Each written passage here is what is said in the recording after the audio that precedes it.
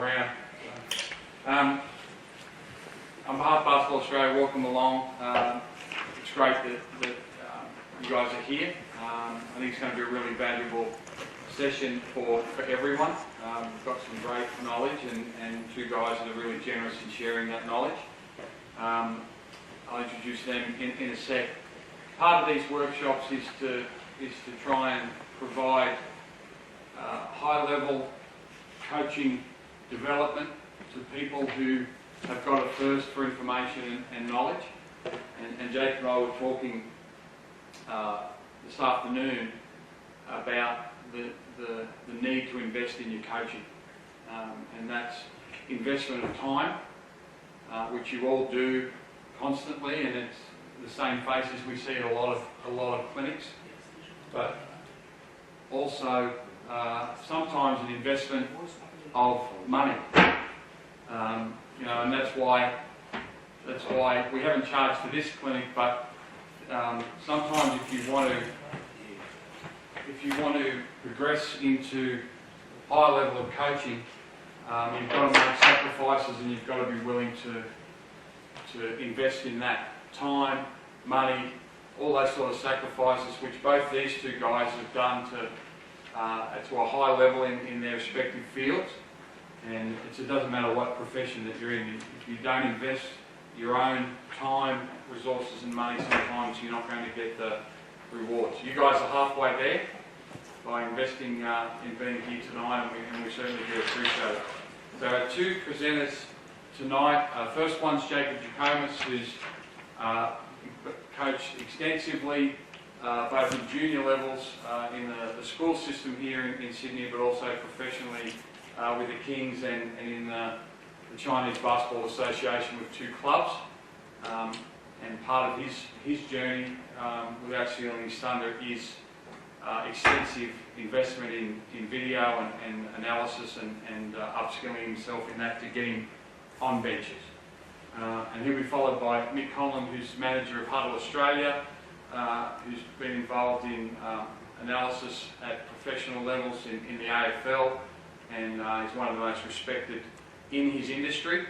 He's a phenomenal supporter of basketball. He's a hoops junkie, and he's certainly been a great supporter of Basketball Australia as in their investment in this field. So enough from me. Thanks very much for coming. Can we, Jacob's our first presenter, can we welcome Jacob, please? This isn't me sitting here and not, so it's going to be real difficult to get used to at the beginning, but like as Lano said, they just wanted a bit of a spiel on coaching and video. So, and the thing is that a lot of people have come up to me and gone to me, oh, how'd you get this, how'd you get that sort of thing in regard to coaching. So I've been able to be on benches, work for one of the greatest and do all that, and I wouldn't have been able to do any of it if I couldn't turn a computer on and be able to use some sort of software. So a lot of the times when there was an opportunity to get a job, I think, except for this job now that I'm getting right now, that I've got right now at Knox, everything had to do with me being able to do video.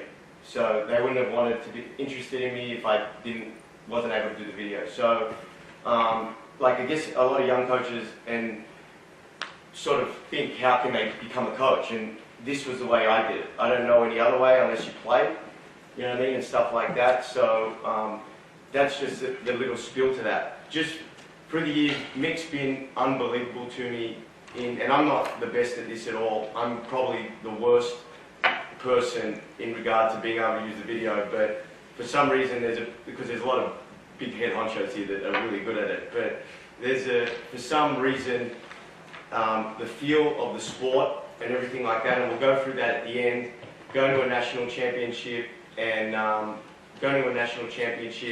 or being in season knowing what to present is where I'm going to focus on and how I do it and the information you get out, where Mick will show you using a database and movie organisers and using the HUDL software, the actual guts of it. So that's basically what I'm going to go through. I got some notes. But I've got to be on the first page, Jay. Sorry.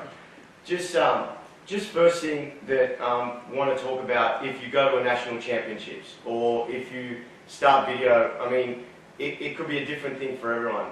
I've been doing this for like, I mean, maybe 12 years, like professionally and under the pump. So when I mean by that is, Jake, you got to get this video out, it's got to get done straight away, stuff like that, stay up all night. All those glory stories that you think you hear and you want to be a part of, you don't want to be a part of that, but I've been doing that for a certain period of time. When I've been off the video for like 6 months or something like that, the quickness of me doing it and my feel for it goes down the toilet a bit. So this job's been unbelievable in the fact that I'm not losing that touch. You know what I mean? So anytime you go away or do something like that, you know, you do it, and I'm talking about a national championship. You know, basically, that's basically for BA and for Basketball New South Wales, and even for us at Knox and everything like that. Getting it done, you can't just turn up to the championship and say to yourself, I'm going to cut video today.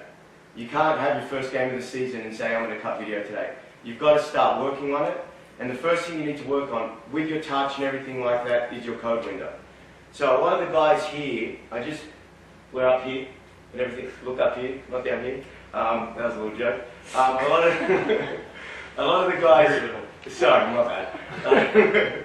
A lot of the guys here are going to laugh and this was, and I don't know, can you see it? Yeah.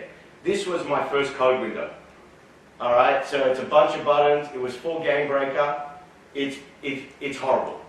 You know what I mean? It's just a bunch of edits where when we're on the film or anything like that, and you'll see when we start to have a workflow and start coding, as they call it, that this could have been the slowest thing that I've ever done in my life. You know what I mean? It was just buttons, rewind, stop, pick the spot, cut, start again. No hotkeys, which we'll talk about later on, or anything like that. No links. Nothing that gets more information out of the window.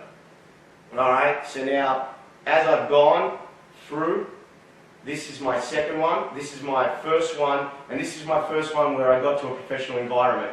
So there's a few links, things turn on and off when you go. We're getting more out of offensive and defensive buttons, alright, but it's still a little bit, I think this is when I met Mick. I think, would that be correct? Yeah, probably. Yeah. So he doesn't want to claim the fact that he had anything to do with this one, so that's why he said that. And everything. I wasn't China at this time. Yeah. So we did, and I did this same clinic with Mick sitting in the stands, and I was probably self-taught on the software, and just in like 45 minutes spending time with him, he's pretty good. 45 minutes spent, he fixed all my stuff up. So as it went through, right, we got a little tidier. That's my one in Shanghai. We add a little bit of nice things down there. And then obviously for this presentation, Mick fixed it up. And now that's my one that I use at Knox today. So if I can just show you, as you can see, there's a lot of links going into things. There's a lot of buttons that I won't press and stuff like that. And just this build up, and like I say, like a code window is like a fitted suit. You know what I mean? So if you look at some of you guys here, obviously some people are chicks too and stuff, and some people are dudes and some are bigger than me and stuff. It's like me wearing your suit. You know what I mean? So the code window, so a lot of people come up and they eventually ask for the code window and say, hey man, can I have your code window? I mean, no. Because first things first, we talk about IP. That's sort of my IP, and it's built up over maybe 10 years. Second thing is, I mean, it'll take me 2 days to tell you how it all works out. You know what I mean? So you're probably better off spending those 2 days starting to build your own code window. Alright, so, I mean, this, and I'm flying sort of through it because we only have an hour. Ooh. It's so old. So this is actually what I use today. This is what I used in my last year as a pro. And I'm not going to claim anything right now for this situation. It gave me a good opportunity to send it to someone that can clean it up and makes it look pretty and stuff. And so basically what it is, it's offensive and defensive buttons. And I've tried to make something, because of my time in China, that, and I mean, this is the best way I can describe it, where where someone that doesn't know basketball could cut a game. So basically, it's offense on, defense off. All right. Then we've got on our offense our 2-point makes, miss. Obviously 3 makes and misses, turnovers, other offense, blah blah blah. And then we've got defensive situations. So stop and score. So when we get a stop and a score, on-ball defense. When we play against zone defense, post defense, other defense, all that sort of stuff to here. So basically, this part here, and I had, luckily in China, I had a lot of, young guys, just assistants, and they didn't know anything about basketball. I was able to give them this, they could cut it, and then I'm reaping the rewards of not having to do that grind work. Then down the bottom here, and this is more suited for our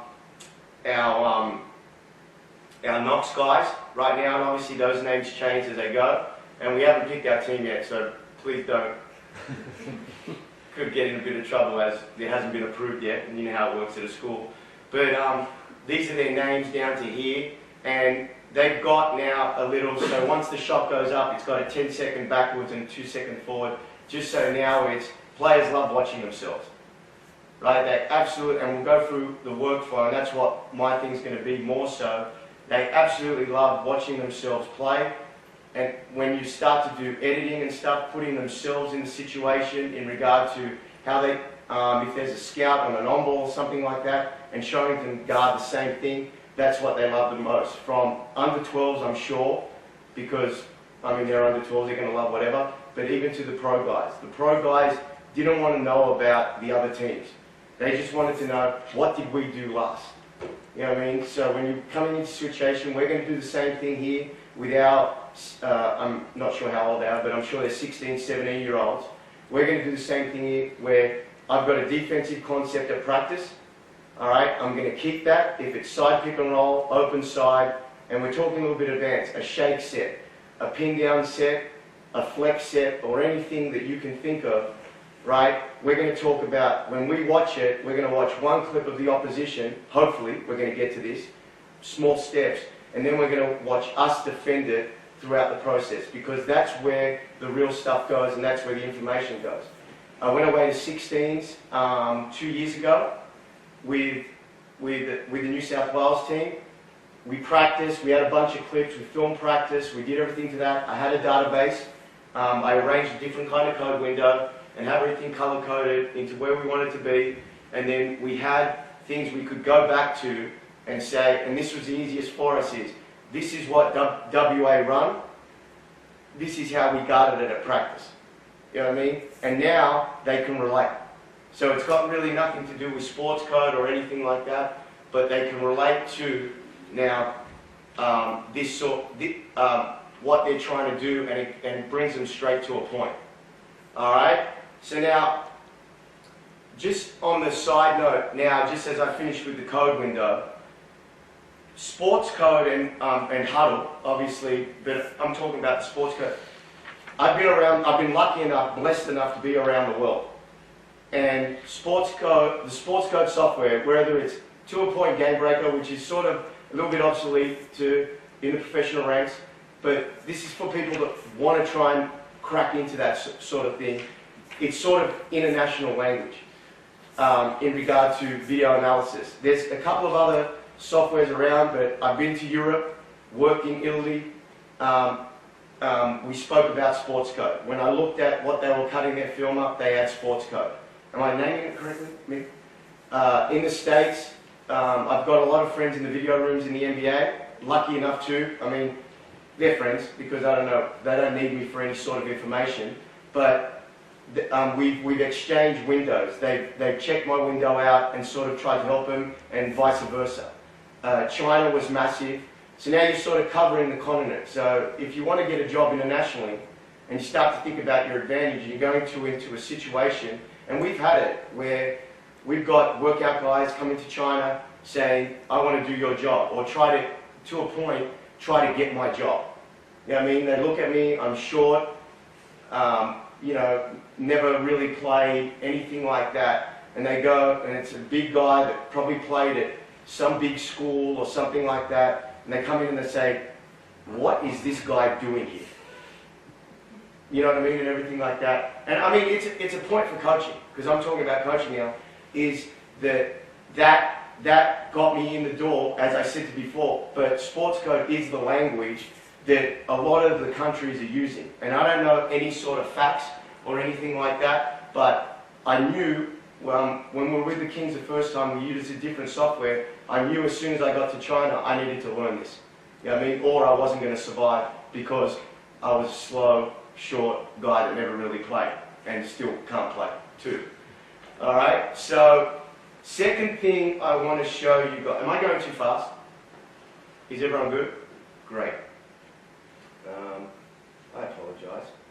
Here. So second thing I want to show you is, now, obviously, this is, can everyone see that? We're good? This is a video package, basically, and this is a completed thing using our window.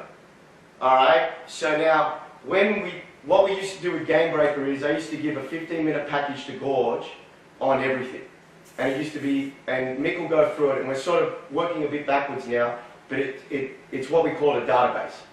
Alright, so we used to pick offense, defense out, and maybe some buttons as you saw before. I used to pick them out, load them up, highlight them, put them in a database for it. And that took a tremendous amount of time, because for some unknown reason, once you make a mistake in a database, you sort of got to start all over again. Now, as we evolve, both of us, and they've got some funny saying that if Brian Gorgian can use the Sportscode software, anyone can, which is false. He's pretty good at it. Now he's gone into, I'm trying to use a bit of humour to stay in this. Thanks, mate, thanks. He's really, really bad. But anyway, it's on video, I can't say too much. But but it doesn't matter, because he can't turn a computer on, and he doesn't even know what YouTube is. Alright?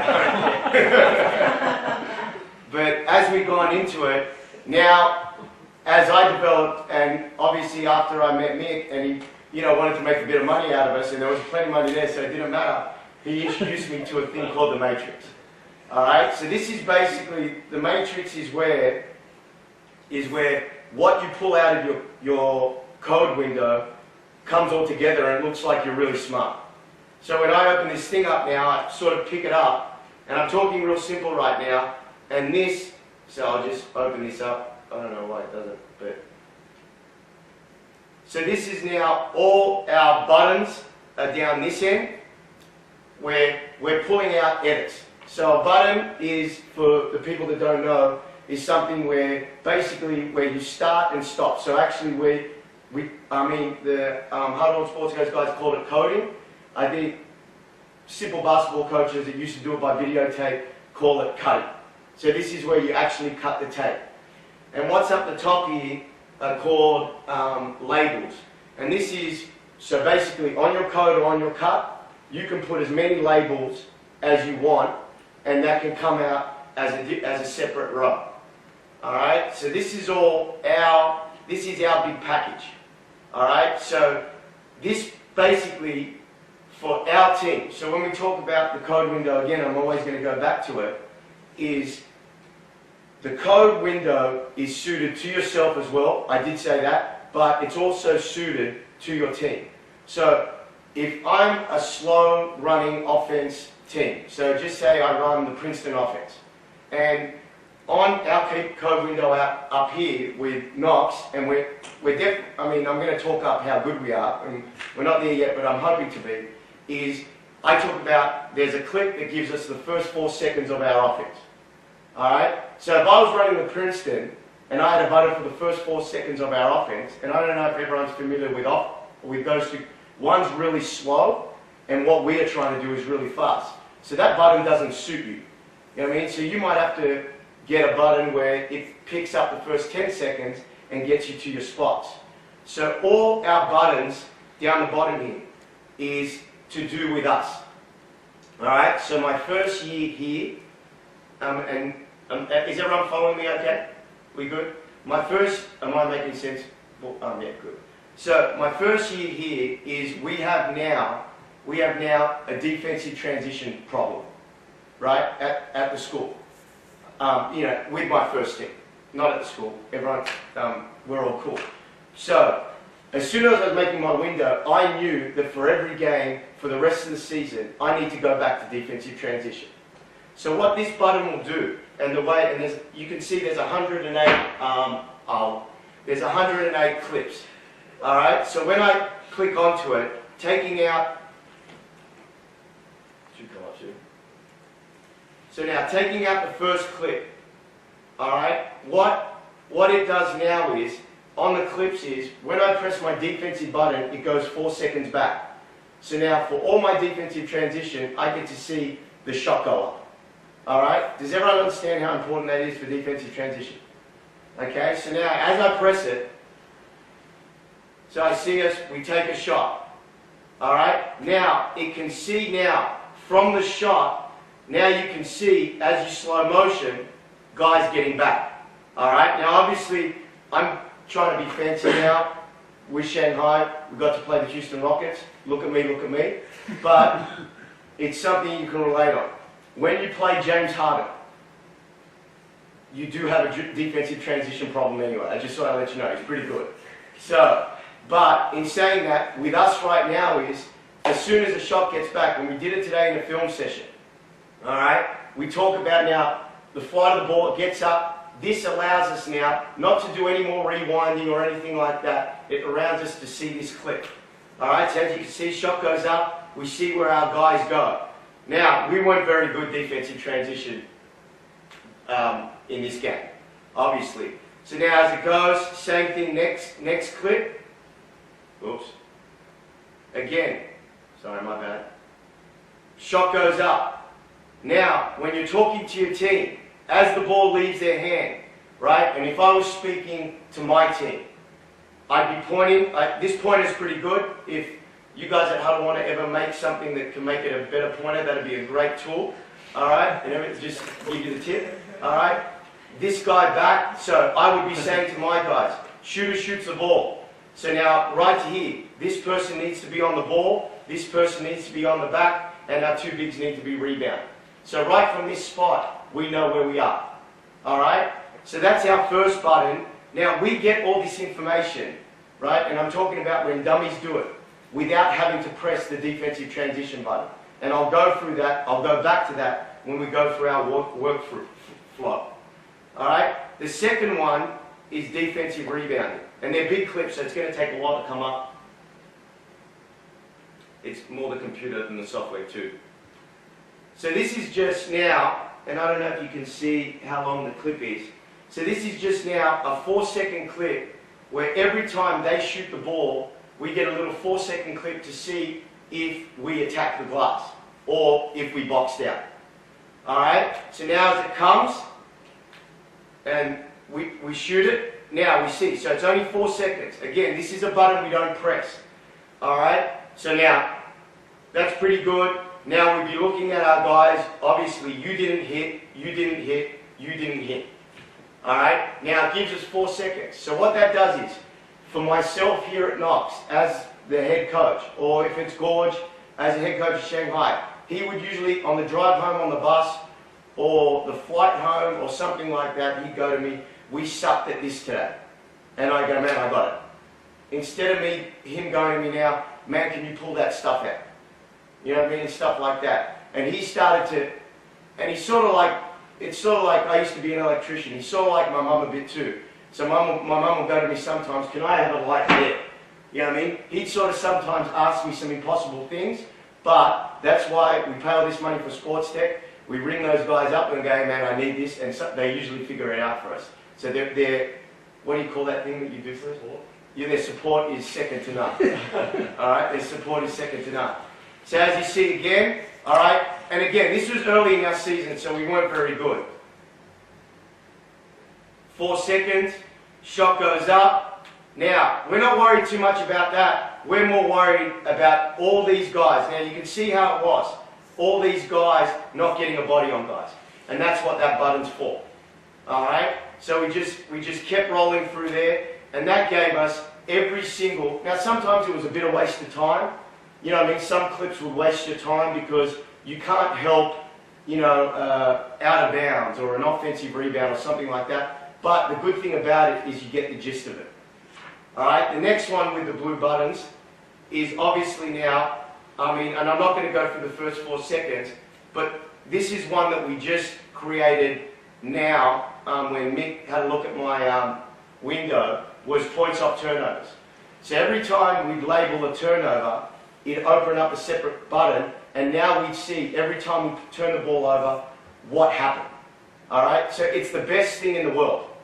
Because when you got that kid that goes, man, it didn't matter, or I didn't turn the ball over enough. The video doesn't lie.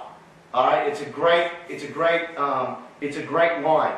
We have it right now with some of our guys where they've got a lot to say, but they don't understand that, hey man, we're filming everything you do right now, so it's making them accountable. Alright, and players don't really like that. They say they like video, but if it's about them and they're doing the wrong thing, they don't. They like doing it when they're making their shots. All the 3-point make, 2-point makes, they love. 2-point misses, 3-point misses, points off turnovers, they don't. So, I'll just fly through this. This is a pretty bad turnover too, by the way. Alright, now, usually it's not meant to go out of bounds. But that was our first one, we're a little bit nervous. Right, big NBA facility, we'll count it from there. But even then, even so, you can see now is we would jump into them to a point. They are pros, I'm not talking big now. About now, and this is in the first 10 minutes of game, and we're playing an NBA team, we throw it away, which is fine. But then, even then, we can talk to them about their body language and how they got back. So we could flip it to here, talk to them about their body language and how they got back. Alright, so now, we'll let the next one go. He was tough. We were ahead though. I just thought I'd let everyone know. We were ahead. Oh man, any of you guys been ahead against Houston? Huh? So again, another turnover. Now, especially with a team like that, you can see them run it down your throat. We were ahead there too. Alright, now we're down. But you can see if we didn't turn the ball over, we would have stayed ahead a little bit longer. This next button is now second chance points, and this is another one that that when I went into the offices and we did, and I tried to go in when I was in China. I tried to go in every year, every time I came back home. Now I try to go in once a year. It's really worthwhile, and I don't know if I've just upped their workload or anything like that, but it's the best thing you can do is if you purchase the software and pay for it, is use them. You know what I mean? And stuff like that. Because even, like myself, and I'm not saying I'm any sort of genius or anything like that, I probably was okay for the rest of my life with it. But just that thirst and what you can do with it just becomes so much better. So now, again, so this is last point, and we don't have to touch this button again. So just to here, so any sort of, what happens now, I don't know what's going on there, but that would show us what happens when they get an offensive rebound and stuff like that. So now, they were the 3 major buttons here. These are all our sets. I mean, that's pretty obvious. Like what we run, side pick and roll, we ran that a lot. I mean, and with the matrix too, just going on it, you can go through any aspect. If you just want to watch your offensive clips, your defensive clips, and up here now, if you just want to watch your makes, misses, and stuff like that, it sort of gives you everything you need. Alright? So I'm just going to stop. Is there any questions or anything that I've skipped by that anyone wants me to, or even if the boys that are in the room that know what they're talking about need me to go back and do something or anything like that? You give me a couple of things to work on. That's good. Oh, that's good. Couple of points. That's very nice of you. Alright, so now I'm just going to go now and talk about workflow so you can see how a code window can work. So we sort of see how the information, so I'm sort of skipped a bit. We sort of see how the information ends up and what it all looks like. And I mean, this looks pretty fancy, right? I mean, I think it does and stuff. But, so now, before I bring my genius onto it, this is what we sort of start with. Alright, so I just need to make it a little bit bigger. And there are shortcuts for all this, and I mean, I don't ever use them because, yeah, I can't. But obviously, and again, when I usually cut film too, the other good thing about it is I've sort of got 2 screens. You know what I mean? So you look like this funky businessman, you know, and stuff like that. It's unbelievable. How professional do I look at work, Harry? Oh, good. Yeah, thank you. So there's a film going on that way, our code window's going on here, so there is that option that you could do, and it just gives you an all-round thing of the game. Alright, so now we'll just do it on a single screen, but this screen's big enough and stuff, and I just want to show you how we work through it and how simple it is and how many buttons you have to press to get what all that stuff you saw out of the matrix. So first thing to code is obviously you need to put it in code mode. Alright, so it's pretty obvious. Now, what that does is, I guess every single code button, the lines come through. Alright, and I just do it because, and then I'll end up doing this too, just so I can look pretty, sort by colour, just so I can get, if I ever make a mistake, I can get straight back to it and just delete it or move it. So there's a bit of flexibility in this timeline here. Alright, I'm just going to make, can I make this bigger? I can, can't I? Oh, there we go. Okay, so now as you can see, everything's there already. Alright, so now when we start the game when we're watching, okay, the fast forward button too is a great tool, and I'm not going to go through that because it's another shortcut. But so as soon as the game starts, alright, now so obviously they won the jump. Alright, so now the first thing I'll do is, and I like to use hotkeys. I don't know what everyone else likes. So the hotkeys are just, as you can see, let me just check the time too. So you can see the Zs and the Xs. So basically it's what you press on the keyboard to turn the button on. So now when I press the defensive button on, obviously now you can see is, what ends up happening is the defensive transition button comes on and my defensive button comes on. So if someone just wants to watch our defensive possessions, they can just watch defense.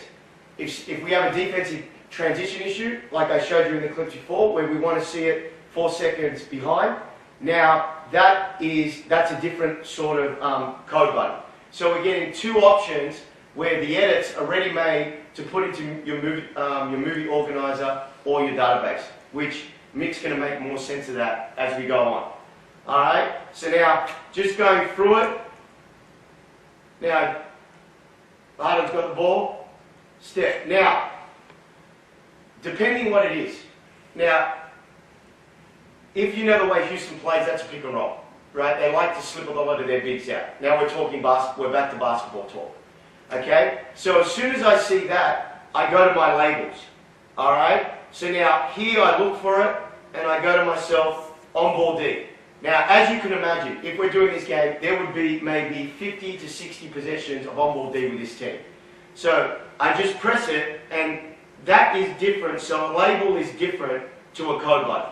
So I just press it to here, I step. Now you see it flash and you see it enter here. So what ends up happening, and excuse my terminology to the guys that know better, is that labels my cut. Alright, so the cut I make, it labels it. Now, I could label all these. It could be on ball D, and the other thing it could be is, and what I go back to, and you'll see on our final product, is defending action. So if we were ever to play Houston again, like I said to you, the players like to watch themselves defend action. So we play a team 3 or 4 times a year, whatever it is in a season. We can go back, pull how we defended last time, what we did wrong, what we did right, instead of watching another team. Alright? So now, as I go through it, I see the on ball. Now I see there's a little pin down, so that is a bit of action. So I press action, so you can see my labels up there, and you can see the code windows, what this shading means they're still on.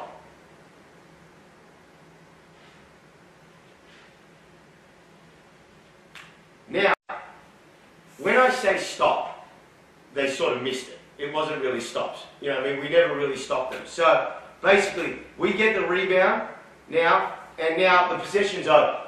Okay? So now the last thing I'll press is I'll press stop. So what that does is, so if you just see the defensive rebounding button here, and then obviously the stop button here. So once I press stop, it turns the defensive transition button off, it turns the defensive button off, it gives me a defensive rebound 4 seconds.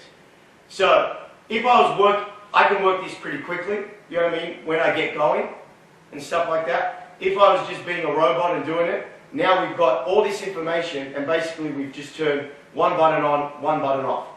So we've actually created a little bit, and that's, again, going back to your code window, what you want to do. That is good enough for us. You know what I mean? Playing 3 games a week, everything like that, that's good enough for us. So now we're on offense. So now when we press the offense, and this is now more for Knox, so it's a bit confusing, we'll press the first 4-second button. So there, press the first 4-second, we get a 5-second clip of when we started to there. So it just gives us running into our lanes, if we ever have to go to it. So we've already got in that part bit of information. Now we bring the ball up the floor. Now, this is now we ran Princeton with Shanghai. We're not going to run it with Grammar. So I come to here to one of these buttons, and instead of now my first window rewinding it back to the beginning, as I get it to this point, I press, just say for instance, this is now the Princeton. I press the F for Princeton button, as I'll name it myself. This is named under flex. And this brings me 4 seconds back. So now it saves me, and this saves me so much time, it saves me now rewinding it back, starting and making a cut. That's like dinosaur stuff in regard to now. That's how, when I first started doing video, we were doing the videotapes. All right, before a computer was ever, you know, I just admitted to the world how old I am, but I look good for my age. But we go into there, and now this saves us at 4 seconds. That would save, just that button alone would save easy half an hour an edit, half an hour a sit down. So when you're doing 4 or 5 games a day, a week, I mean, whatever, 2.5 hours. That's 2.5 hours of your life, basically. All right. So now we go through it. We see it. They're in their action. It looks beautiful. Now we get it, and we see our big guy shoot it. Now we've timed these buttons for every time it touches the rim to give it 2 seconds forward, so 2 seconds in front and 10 seconds behind. So now what that brings is, so now as it hits the rim, I press the player's name, and that gives me now, I don't know if you could, where is he? Here, a little clip, and that's his shot. So now you're sort of tricking these guys that you really care about them. You know what I mean? Because you've spent the time to take out all their shots, right? And this is what the players love. They don't want to know of what they did right or what they did wrong. They want to know, can I see my shots when they're coming down to it? So now, in this one possession, now, I think he missed it, didn't he? Yeah, he missed it. So now, now he's got it, now it's a 2-point miss, and as you can see, so we've got offensive button on, that's a clip of whatever offense it is. Now he misses it, and it turns those 2 buttons on. And it also gives us, just sees who's attacking the offensive glass, as we had a problem with guys rebounding outside of their cylinder. Ball goes out of bounds. All right, just fast forward. We've got the replays. Oh, it got blocked. Now, I know, because I've cut this game a million times, we're getting to our under out of bounds. All right, so now I'll have to start it here. So I press the offensive button again. Now, with the side and unders out of bounds, because we don't want it 4 seconds behind, we've timed in effect when it hits to get to the point. So as soon as I press it, that's when the cut starts from. So it's under out of bounds, and it's just because I know the film. We go through it, step. Now our big guy, he takes a shot again, so that's his second shot. He gets another 10-second clip. Now he's made it. Now I go to here, J. Now it turns off all those buttons. All right? So again, as simple as it is, just go for our workflow. Start the defense again. Defensive transition button is on ball. So I keep, as it goes, I see on ball D, I press it. Defending action, I press it.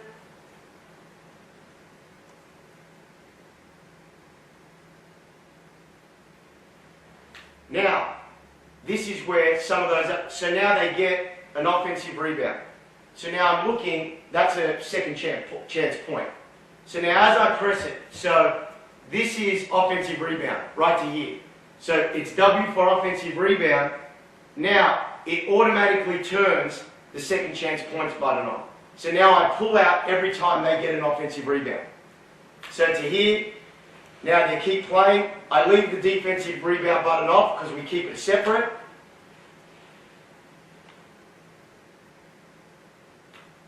We get the rebound, now that's a stop. Alright? Does everyone understand how the workflow goes and how? So now to here, with that little bit of time, we go to our matrix, and now we've started on, we've got all this information, and I've probably touched the computer 3 or 4 times. Alright? Does anyone have any questions? Yeah. Could you show us how the links work? So when you press one button, it activates that or deactivates this? Yeah. Or at least just explain how it works. Okay. Alright. That's a good question. Thanks, Sean. Alright, so I guess this would be the best way to... it's pretty confusing. Okay. Green's activation, Yeah. red's deactivation. So basically, when I press... Okay. Can I isolate these at all? Not really, Not can I? really. Yeah. Okay, let's just... We'll work with your defense on the top right. It's all it is. It's so simple. So basically, when I press the D, so if you just follow the arrows, it's like some sort of game that I can't find a reference to. But if you, well, I'm sorry, man, we just can't let the computer geeks be all nerds. They got to be a little bit funny, right? So now, when we get, Mick's so boring too. No, you're right. So when we press, so as you can see, just, and this is really, I'm just going to try to follow it because my eyes are horrible. The defensive button turns the defensive transition button on. So when I press defense, it turns the defensive transition button on and it gives it 4 seconds behind. Alright? So basically, as you can see here, the score button, the stop button, when a foul button, another button is for something that, you know, just say goes out of bounds or, you know, for us, maybe, for us mere mortals, a kid runs on the court. You know what I mean? The game stops for some reason. The other button is just to have a stop because I have nowhere else to put it. And then, obviously, the offensive rebound button. So, sorry, the score button, the stop button, the foul button, and the offense, the other button turn the defensive rebound button on. So that just gives us our 4-second clip. The offensive rebound button turns the second chance defensive button on. Right? Now, all those buttons also turn the defensive button off. Alright? So now, it's pretty confusing and you're asking a pretty difficult question. But you can see, once you start to play around with it, and I'll go through a simpler one that I use for national championships, where it's much easier than this. You can see how, as we time, not time and score, that's stupid, but we trial and error, you can make your own window up, or when I made my first window up, I made some mistakes and it could be just one link that's out that someone else can see. You give it to a friend or a fellow video buddy that could come in and just fix that thing, and that's obviously the guys through support. You know, you start mucking around with your code window, your individual one, and you can see how it works. Does that answer the question? How long, you know, over the decade and a bit that you've been doing this, so how long have you till you arrived to this spot from when you first started? How long have I known you for? 4 years? Yeah, 4 or 5 years. So a good 7 or 8 years into Yeah. doing this consistently to get to that level of Yeah. complexity. So it was the first 3 years of using Game, it was self-taught. Like I just didn't know what I was doing and stuff like so. And then about 4 or 5 years, something like that. Anyone else? These are very good questions. The key is with this, you start small and let it evolve over time. Like you said, Jacob's first few windows, it was very sort of just meat and potatoes, you know what I mean? You're just getting what you need from that game and that clip. Yeah. It's now sort of evolving, you're getting more bang for buck for each clip. You know what I mean? You clip one thing and you're getting 3 things for it. But that doesn't happen overnight. It's sort of just 20-point over the journey. What's forced me to do this too is that as I evolved as a coach, and this is something that the players are scared of this screen. So as I evolved as a coach and started taking responsibility for my own players and moved up the ranks, just say for instance, if I sat at practice and kept cutting tape, this screen would block them from coming up and asking me questions and me finding out about it. So what the window ended up becoming is I could do it really detailed, or I could give it to someone that didn't know what they were doing, like didn't have to know basketball at all, just need to know what a turnover, a 2-point make, pretty basic stuff, and we would still get this information out. You know what I mean? So basically, that was the pressure on me to do it, because I don't want to be a video guy. I want to be a coach that can really do video really well. You know what I mean? And stuff like that. All right. So basically, my flow is, you guys have got it down, right? We're good with that? And everything like that. So now, oh, no. Because we've mucked around with it. So now, when we get to the matrix, this is where it's a little bit of, basically, and I'm going to pick something that's not a lot of. Alright, this is basically something where it became, and there is some shortcuts that you can use, but I still do things pen and paper. So I don't ever type my practice plans up to, you know, and stuff like that. I'm a writing kind of guy, and I'm better at that. But basically, this is where I get to where you can turn the text on, and as you can see, there's numbers next to it, and I'm basically writing out what number I want to be put into my database and movie organizer. And obviously, Mick's going to go into that. So basically, I go through this now, see everything. I want 1, I want 7, I want 11, and so on and so on. And I'd go through everything in the matrix and just pick out stuff and start icing it down.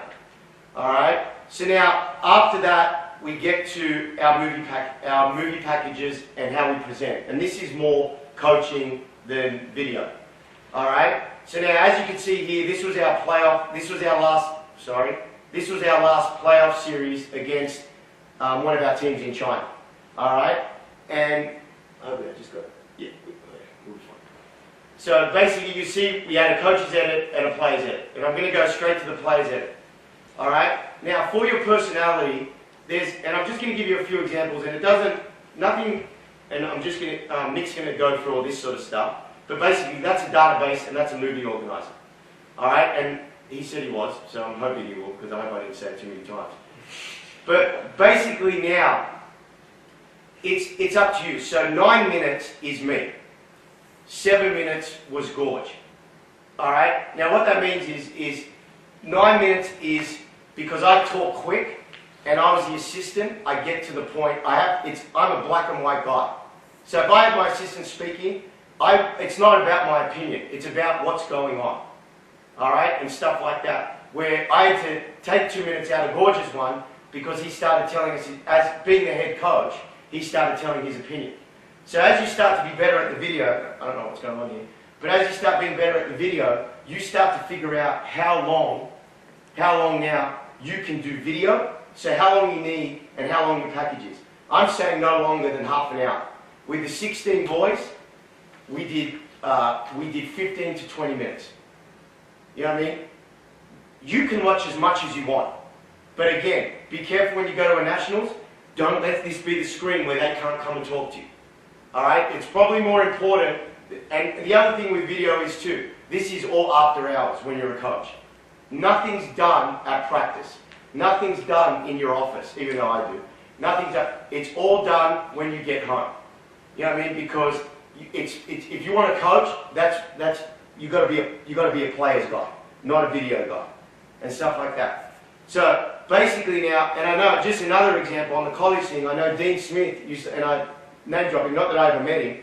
He used to like never stopping the video, right? So he used to like having a clip and then having a slow motion clip. So he had the same clip twice, and he used to do it with video back in the day. So his assistants must have been nails. But he used to play the quick clip at real time, and then play it at slow motion, and that's when he talked to his player. And if they ever stopped the film, I heard he just went nuts. but I don't know for sure. So this is our, I mean, it's all rumours, and it's a good story, isn't it? But this is all our stuff. And I'm going to go through it in the big screen. Alright? So basically, this is a playoff team we were playing, and we had 3 days to prepare. So I split up in 3 packages. So now, they run whatever they run. It's a little 2-man game, stuff like that, and that's not us right now. So we play it, we talk about it. I go, we have to do this, just say we have to push it, we have to keep it in this, we want this first, whatever we decided to do. Alright? Stuff like that. Then we'd go straight to the point to us on the last time we defended it, or lack of D. Alright? So now, same thing. Alright? Now, we could say, I know in this scout, we said, and I know our defense is horrible right now, we said we wanted to keep it on this side of the floor and load up. Alright? So we showed us doing it correctly. So Jimmer got up in the lane, he looked to pass it there, because that's where they killed us when the ball moved. So we kept it there. Now they could score here, I'm sure they do, because we lost this game. But, come on now. That's horrible. But, that really drives me insane. But, that's where we were at. So we showed it how we wanted it done. Alright? Same to here. So we kept it on that hand. Now that's terrible. But it's the way we want to get beat. We wanted to get beat by bringing them into there. And a lot of times next level stuff, not so much national championship, I wouldn't be telling kids that, but we want to get beat this way when you go to the next level.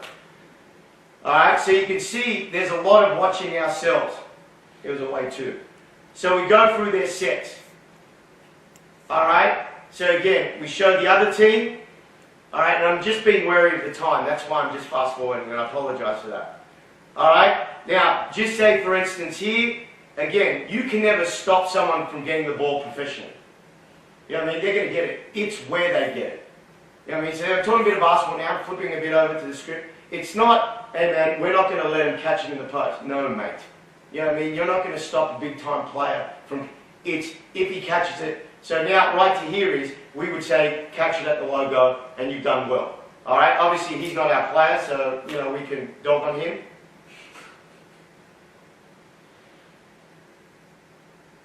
Pretty brutal league, right? So same thing to here. Alright, last time we played it. So now you can see, as soon as this happens, as soon as this kind of clips happen, and we're going to try to do the same thing here, and even when I went to nationals, I tried to do the same thing. They love it. They love watching themselves. Even if they're wrong now, you know, they'll say, oh, but, you know, no mate, be quiet, this is what it is. Alright, so now we go through this, and see, that's not how we want to do it, but we go through this, and now, see, we want him to catch it in this area. And we lost this game, so we could say this is why we lost. You know, and stuff like that. So you're always giving him tips, and you're always referring back.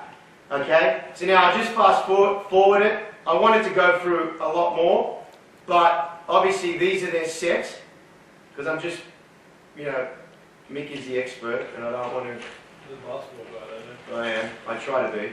We'll see if we win a game. Harry? Cool. So, obviously these are all their stuff to here, and I apologise for going through it and stuff, and I mean, you know, you're more than welcome to look at it afterwards if you want. I mean, I do have to go home, but it's cool, I'll spend some time. But now, we get to, and this is where we were big time at national championships, the yeses and nos. So this is the thing when you're dealing with young kids, this is what you want to see. So, we go yes and nos. This is the shots we want them to take. This is the shots we don't want them to take. Now, this all comes out, so when you start using that code window simplified on the other, you've got all their shots. So you don't have to go through you can just go, oh man, I've got 12 shots. You know what I mean? I've got, and obviously we couldn't write their names in Chinese. So, you know, this is where that code window saves you a lot of time. And, I mean, our guys thought that I spent like 10 hours on this. They thought I was the bee's knees. And I didn't spend any longer on this than any other game. You know what I mean? And stuff like that. So basically, we're 12 and we knew him well because this is a team we formerly coached. Alright? So now we would say we want him to dribble it because he was a horrendous dribbler. Alright? And stuff like that. So we get it. So this would be, obviously that's a bad pass, right? That's what we want. So that'd be a yes on us. So we go through the film, step, he's on the 3, we want to run him off the 3. So we tell him chase it, run him off the 3, we want him to, yeah, see, horrible. We want him to pass it. Same thing again, gets it on the perimeter, he's shaky with it, with the bounce. Wants to get rid of it. That's where we want him catching into the post. We'll lose with that shot. That's how we talk to our players. If they beat us with those shots, we'll lose with it. Again, he catches it on the 3, just run at his hip, we want him to dribble it. So now our guys have got a visual on what we're happy with. So now if he has 50 dribbling the ball, that's on us. Alright, and they're the decisions you can make at a national championship. Again, we want him to bounce it. A lot of film here.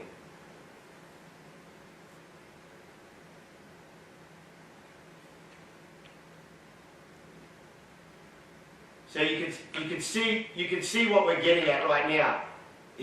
And the other thing with it is if you can get multiple clips where you start to get from different games, that's another thing that buys the players in. Just because they think that you know what you're talking about and you've spent a bit of time. You know what I mean? And there is a bit of tricking involved in it. Alright? Now I'll just go and I'll just finish off with it. Now we go his nose.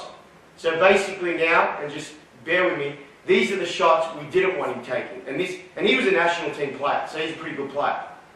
Alright? So anytime he caught it, we didn't want him to have that much space on the 3-point line. So we made it visuals, and even to admit to yourself that they missed still, you know what I mean? It's like you're saying, I'm telling you the truth. You know what I mean? I don't care if you missed, that's still not good D. So you're being honest with your players. Because the players think, part of my words, players think you're fibbers if you go and you just go, oh man, he's going to make all these shots. No, he's not. You know what I mean? So put in some misses, put in some makes when they do it the right, they're doing it the right way, just so they see there's a bit of real about it.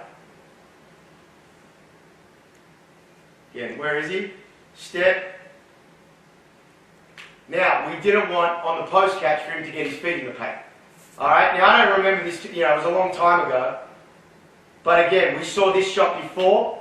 Now, there's no way we would say to him, we would rather let this guy go than give that. And sometimes you see it in the NBA. You know what I mean? Steph Curry, Klay Thompson are sitting here, and Iguodala can get to the rim, and he just dunks it. And Kyrie Irving and J.R. Smith just run to the perimeter. Because they would rather give up a 2 than give them rhythm on the 3. You know what I mean? You see it all the time.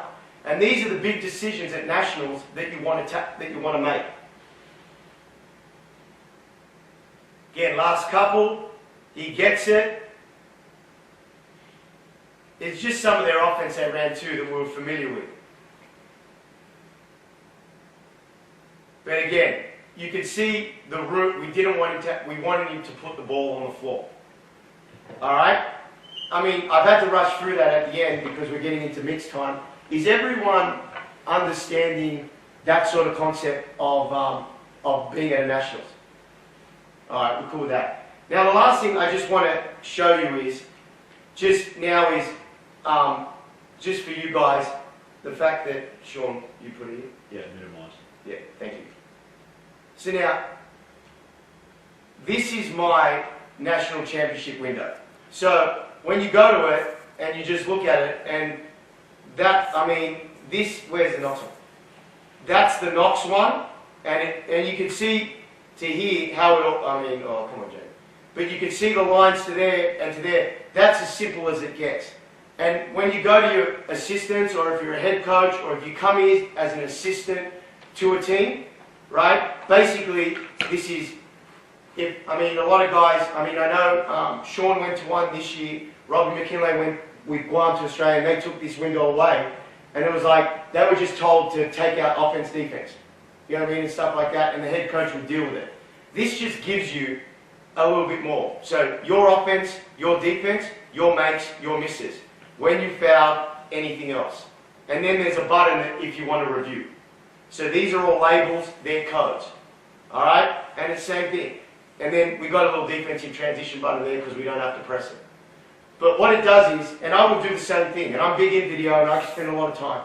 This gets me, any one of my staff can do it, use it. Or, I'm sorry, that's if I'm the head coach. Whoops. But anyone on the staff can use it, right? Like dummies, you know what I mean? Stuff like that. And also, it gets you a lot of information out. Alright, and stuff like that. So, basically what I'm trying to do is, I'm trying to show you what it should be like, giving you a time on the talk, but also showing you, and Sean did, and I'm picking on Sean now, he took this window away. And then he rang me up, no mate, use this.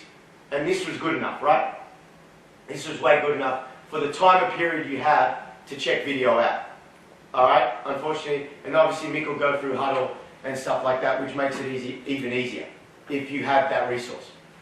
I'm just about done. I've spoken a lot. I apologise. I wanted to move around a bit. I haven't got my steps up. Does anyone have any questions or anything like that? Oh, cool. Was that code window getting used live during the game or just post? I mean, this one not, but at national championships it's really hard to do. You know what I mean? Everything like that. But in regard to in Shanghai and stuff like that, we had an element. We did have an element of, because of the manpower we had, of live coding, sending clips down to the bench through iTunes, which is another level of stuff. Video at halftime, and presenting video at halftime and getting it sent down through cabling to the dressing room and stuff like that. So we did have a lot of that, but live coding is probably the next thing we'll probably do, but that also involves someone having the know-how to do it. And that involves myself or sending them to you guys. Thanks for putting up your hand. But of getting them learning to do it, and someone that's into video to do it. You know what I mean? Someone that's got a passion for it and stuff like that. And I think here in Australia, we've got only a few, I mean, lucky for me, because I keep getting employed. You know what I mean? But, you know, there's a market for it, and there's a way you can make some money out of it and stuff like that. If you can coach as well. You know what I mean? Stuff, or go work for HUDL. I guess which a lot of you smart guys have done. Alright? We all good? Cool. I'm out. One of the reasons Jacob didn't move around is unlike myself and Sean and Mick, he didn't wear trousers, and so we sit behind a bit like a newsreader. Yeah, I did. I was lucky with pants. Can we thank Jacob, please? Can everyone stand up?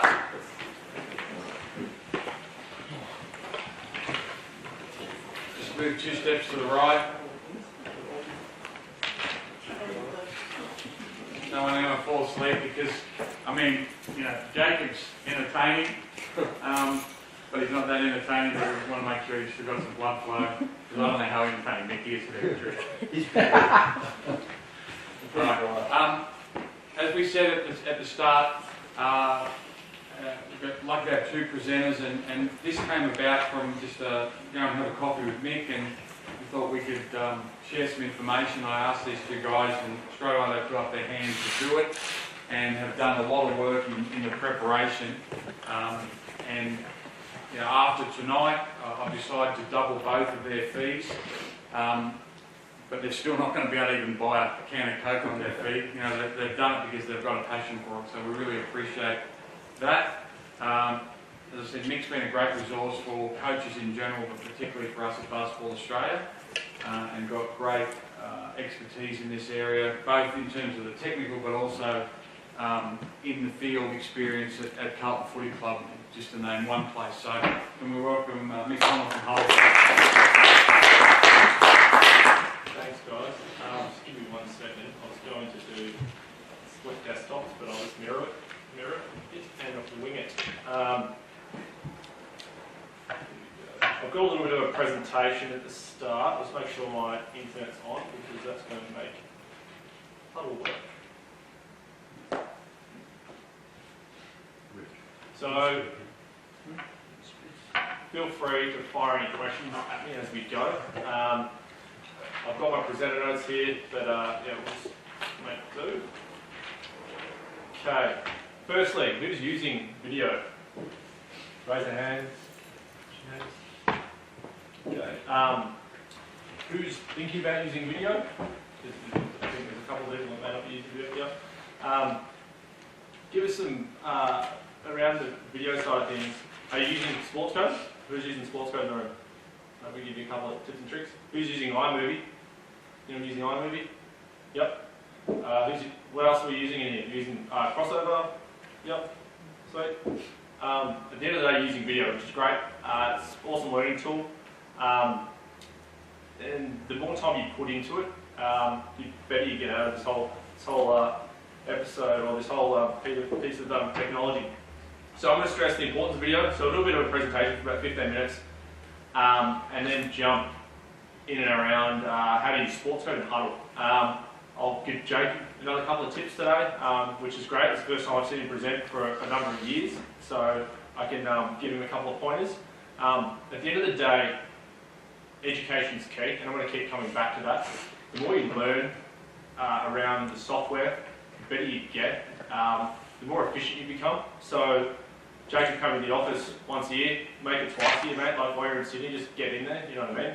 Just catch up for a coffee off site. It's not a big deal. Like, we're happy to work with you.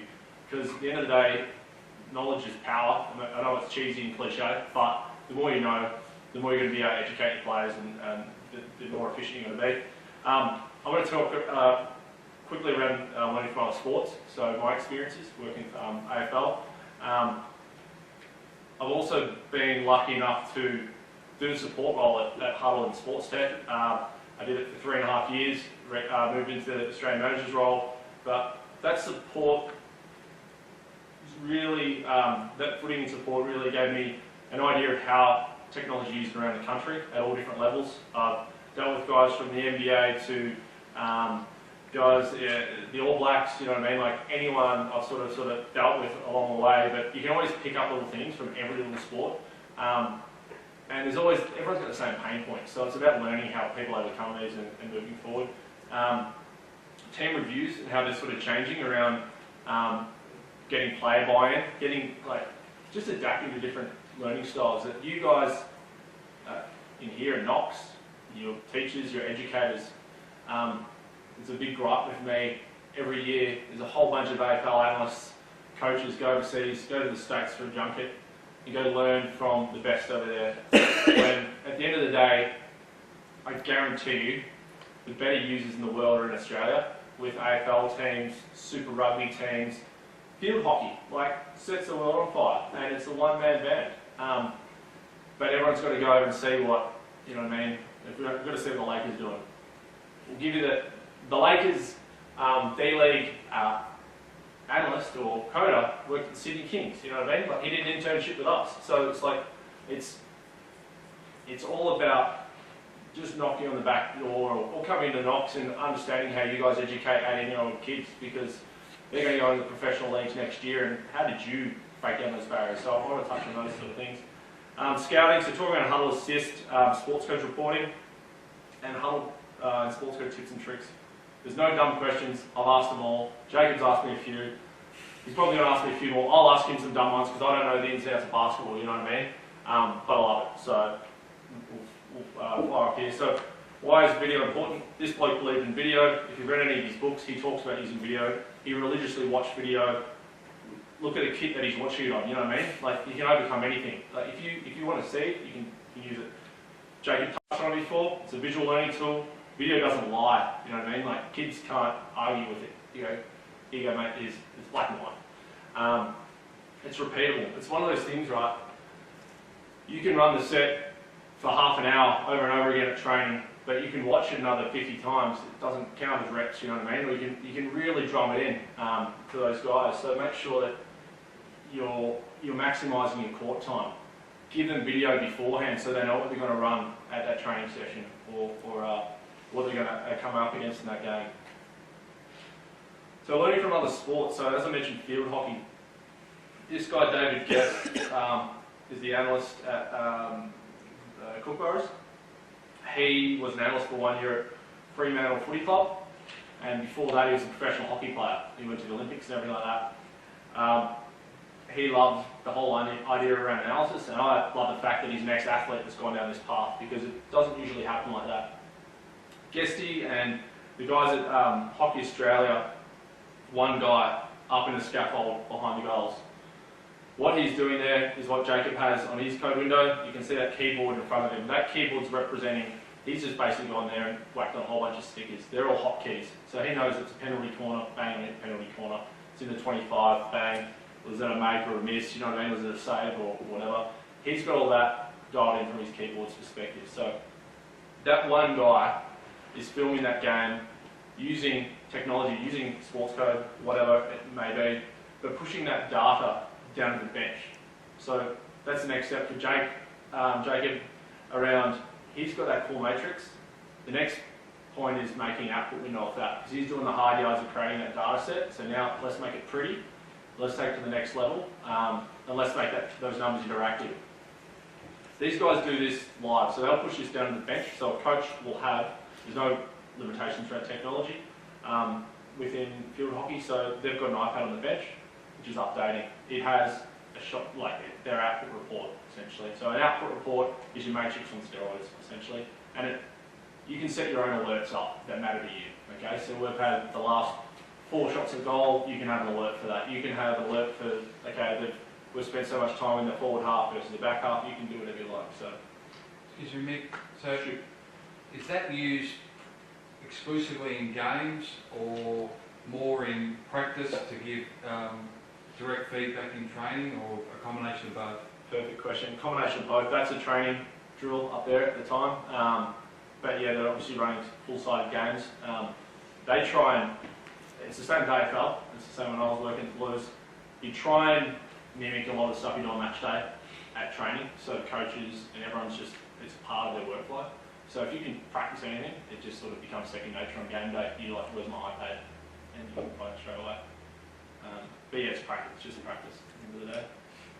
Yeah, so you wouldn't think field hockey have much like of a budget, but they see value in analytics. From a global perspective, you go to any sort of World Cup, Commonwealth Games, Olympics, there's always a team of blokes up on scaffolding filming. Okay, so it's quite funny. Now you start looking at it next time you're at there's a cut to the like the London Olympics. There was 8 guys filming the same game next to each other. They've since refined that, so there'll be one guy that'll distribute it to everyone. But they really see value in it. From a soccer perspective, and this is what we're trying to change the mindset in AFL at the moment. From like a club perspective, soccer's always had that idea of an academy. And it's the same thing with basketball. You've got your basketball club and you'll have all your teams underneath it. But what soccer do is they'll have under 12s, 13s, 14s, 15s, 16s, 17s. Every game's filmed. Every game's filmed. It's easy to throw up the too hard basket filming a game, but when you can film with an iPhone or an iPad, especially with basketball, it's the perfect game for it. You can pull out your iPhone out of your pocket, you can grab like stands for $50 and you're filming your whole game. If you've got Wi-Fi, it uploads live. You know what I mean? Like, just take out those pain points for coaches as much as possible.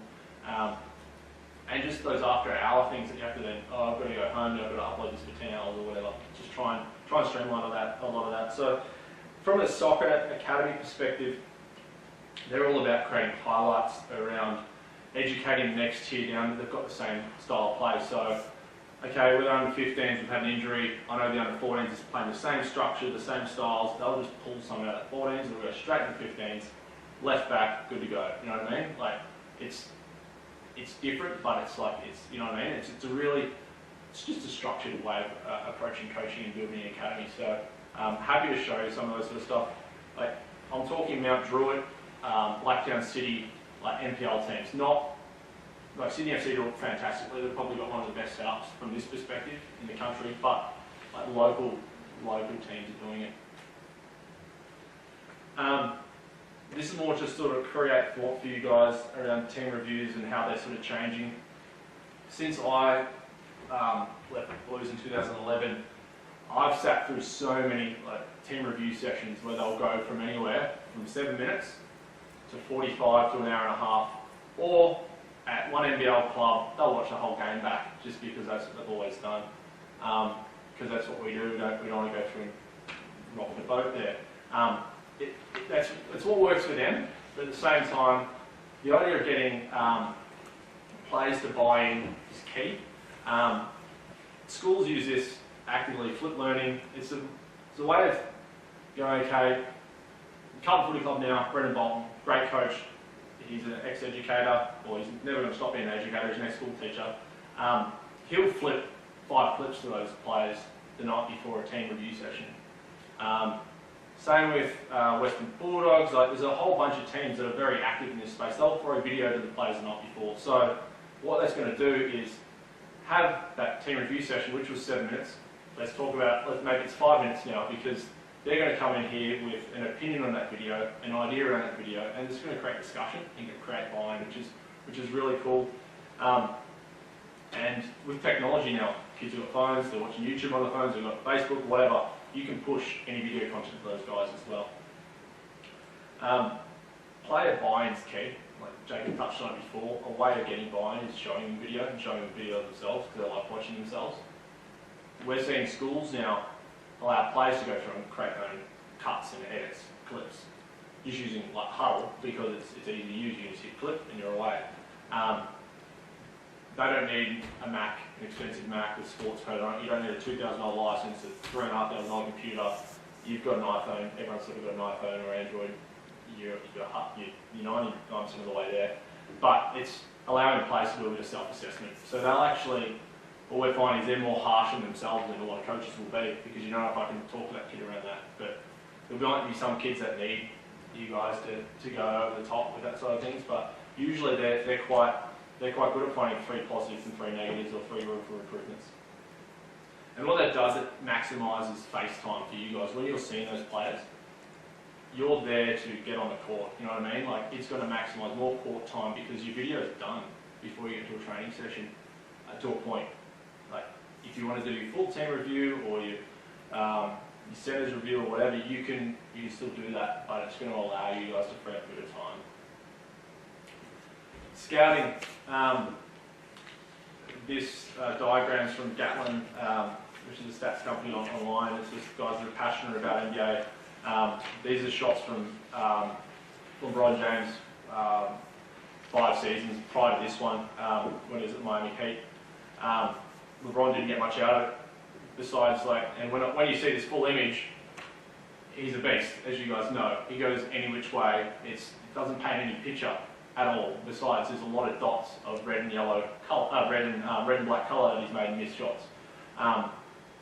But it's how you break that down. It's like, you guys might see that as quite cumbersome and like a lot of visually sort of pixels. But at the end of the day, what's he done in the last 3 weeks? Is he favouring one side? What's he do when he's playing this style of defense? You know what I mean? Like, you can relate it to how you guys coach. I'm not a basketball coach, but the key is keeping it simple. Keep it short and sharp and to the point. Really limit the length of those reviews and previews when possible. I know how it is. Once you've caught the bad loss, there's nothing more appealing than you go, okay, players, watching the whole last quarter. Like, here's 30 minutes, and it's just like, come on, coach. The last thing these players want to see is 30 minutes of them getting whooped. What you're better off doing is going, okay, as much as it's good for the coach, just I've got to get this off my chest, you know what I mean? It's very much like, let's find the 3 things of why we lost that last quarter, or what consistently happened through that game. Like Jacob's co-window sort of points out, you can jump straight to those moments. And that will sort of maximise time and buy-in. I've had other times where it's like, no review this week, we're not going to learn from it at all, too. So you've got to use those as learning moments. They're quite key from a coach's perspective. I'll jump into this later. This is sort of what was set up with NBL, WNBL, and a whole bunch of leagues around the country. Scouting. So being able to have access to video is one thing. There's always been this barrier, like, I don't want to give this coach my video because they're going to find out all my plays and want to run and blah, blah, blah. It's not that. It's what you do with the video at the end of the day. If you've got access to that video, it's great. I'll give you an example. Socceroos are playing Jordan. I guarantee there's someone in that crowd with an iPhone filming that game. Jordan won't give him the game, but someone's going to get access to that film. You know what I mean? Like, there's always a way to get access to that video. The days of sort of, we're not going to give him video because it's our IP. It's not really, you know what I mean? It's like, of course, there's key fundamentals of the way you play and everything like that, but it's it's just being able to bridge the gap and go, okay, let's just open it up and go, okay, this may actually help a kid get recruited to the NBA or WNBL or get it in the New South Wales pathway, right? Like you can scout a kid at under 14s because now they've got access to that film. And it's not living on someone's hard drive. Like I know Jacob, how many hard drives you got at home? Yeah, like they're just stacked with footage. Like there's no reason why you shouldn't be able to share that at some point.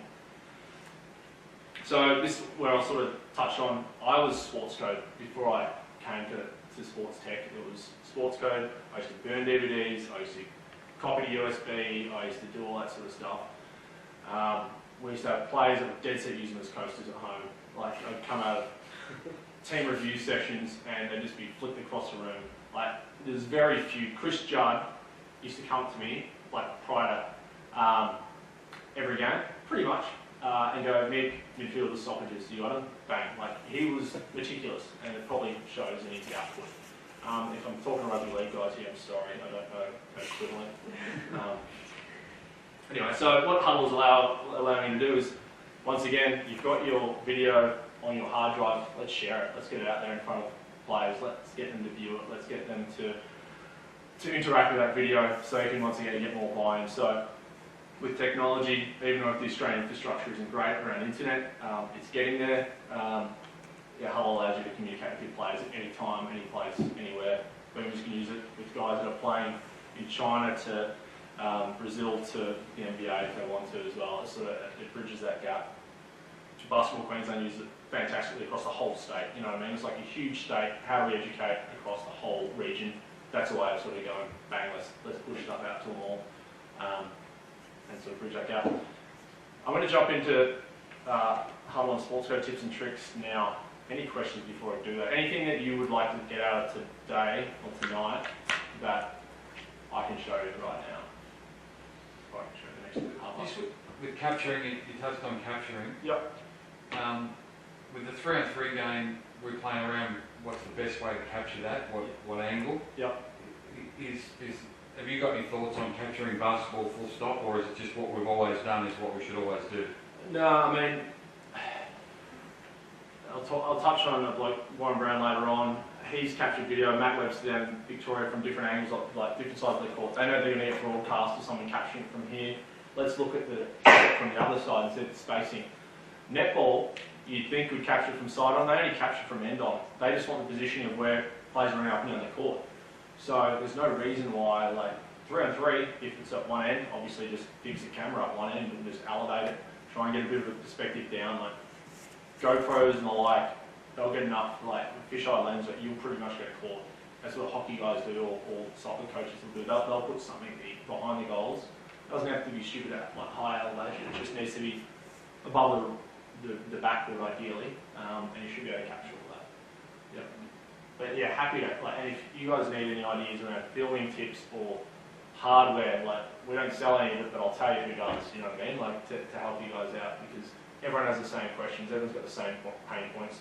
How do I get elevation in a rugby game? How do I get elevation in a basketball game? Mickey talked about an iPad, device. Like, you can get full device that you can put in your iPad with a lens on the front that gives you like a wide angle lens, and it's like $7. It's pretty cool.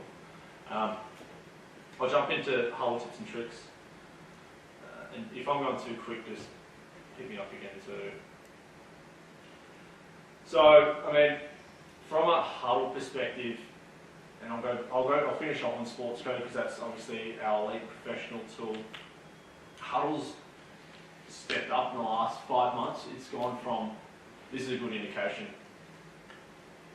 2 years ago, we had one AFL team, one rugby league team in Australia using that as prior to the acquisition. It was Hawthorn Football Club, who like won 4 flags or something the time they had it. But we had 5 AFL teams start using HUDL in 2016. 2017, we've had 9. You know what I mean? So it's starting to get to that elite space, and I'm sort of one of those guys that won't recommend someone using it unless I use it. And it's now getting to that point where you can share documents, you can have stacked video on there. So stacked video is your multiple angles like Pete was talking about. There's no reason you guys can't do that for basketball. And that's what it's getting to that level now.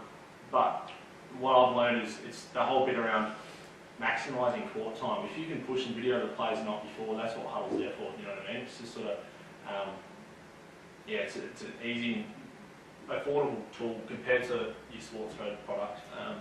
You can sort of, if you've got an iPhone, you're halfway there, or an iPad, so that's like that. Should come back on a sec.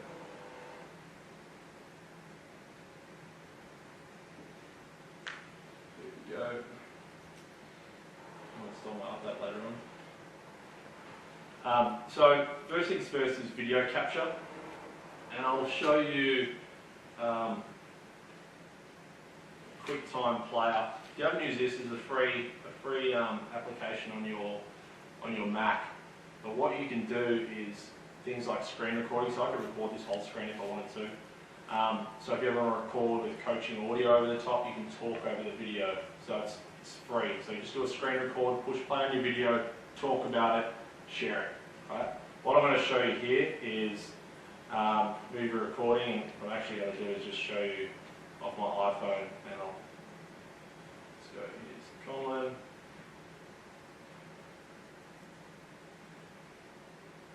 Hopefully this pops up in a second. Or not. Try one more time.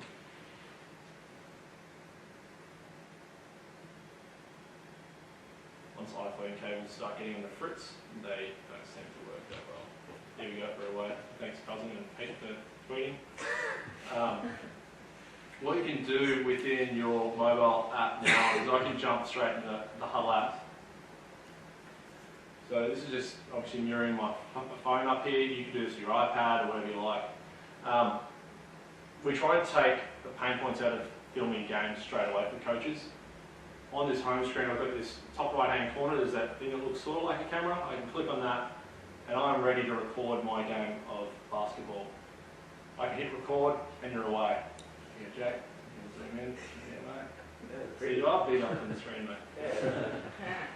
Still on trousers. Still on trousers. I'll zoom back out. So what you can do here is it's recording. As it's recording, I'm connected to my Wi-Fi hotspot, and it's uploading live. So I've recorded for 23 seconds, and on the left-hand side, it's actually the amount of time it's uploaded to my HUDL team already on my HUDL page. So as soon as I'm done with a game or training, you just pull your phone out of your pocket and training, grab a drill, grab a set, you know what I mean? It's just trying to take out, oh, we haven't got the camera here today, we haven't got a video guy. Just whack your phone there, you know what I mean? At training, you can sort of do that now. And I know it wasn't that easy when I was teaching people how to use Sportscode 2 years ago. It's a lot simpler this way. So I can come in here and go, okay, this is practice, or something went wrong because I'm mirroring, but I can go name this video, delete, and hit done. And now that video is going to be viewable on my HUDL account.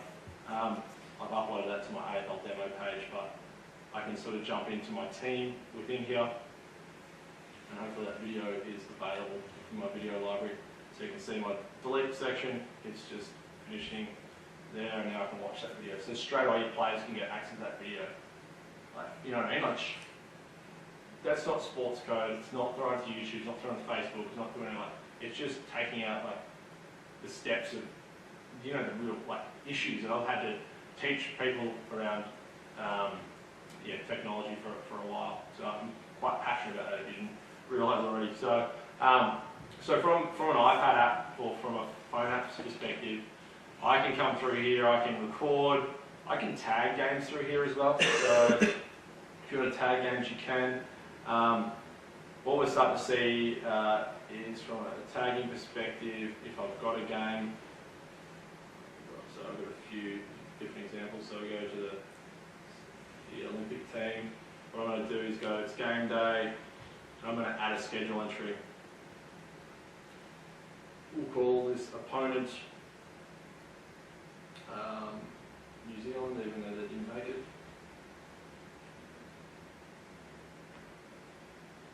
So this is my opponent, and I can hit save. Now what I can do is I can record a game or tag a game. I'm going to tag the game. So imagine I'm courtside. I'm going to come in here and go, okay, I'm US basketball, we're in white, New Zealand's in black. Is it quarters, halves? I don't want to go too far into detail here, but I'll just go start tagging. And I'm going to come in here and go, okay, we won the tip-off, 2-point shot, and of course it was a make. If I've got player details, you can put that sort of information in there as well. Now, it knows straight away that now New Zealand's got the ball, it was offensive rebound, then that was a turnover, and it was out of play what, or you can sort of get that sort of stuff out of HUDL. It's very generic, but what it allows you to do is have like really nice output reports at the end of it, which are all part of it. So I won't go too much more into that. Let me end first quarter and second quarter and fourth. And that. So it was a big game of 2 points to 0. End game. This game is over. So yeah, if I want to go through here and watch any games as a player, I can go through and watch any of these games in here. I won't spend any more time on the iPhone. Besides, like, yeah, you can get messaging and documents and everything like that in here, but I'll show you the grunty stuff in here. Once I've tagged a game, so or uploaded a game, you can say if you've got it's recorded, you're at Scott's, you've got video from Scott's, you can upload it post game. So there's a big upload button up here. You can upload that. If you want to, you can go through and tag that game post game, like. Just like I did then, just not like just do a post game on the web interface, or you can send it to our team of analysts that will break it down for you within 24 hours. But what I'll show within this game, so we'll have a look at this game versus Spain. And I've got to log back in, and I'm in this water at the moment, sorry. Let's check this myself.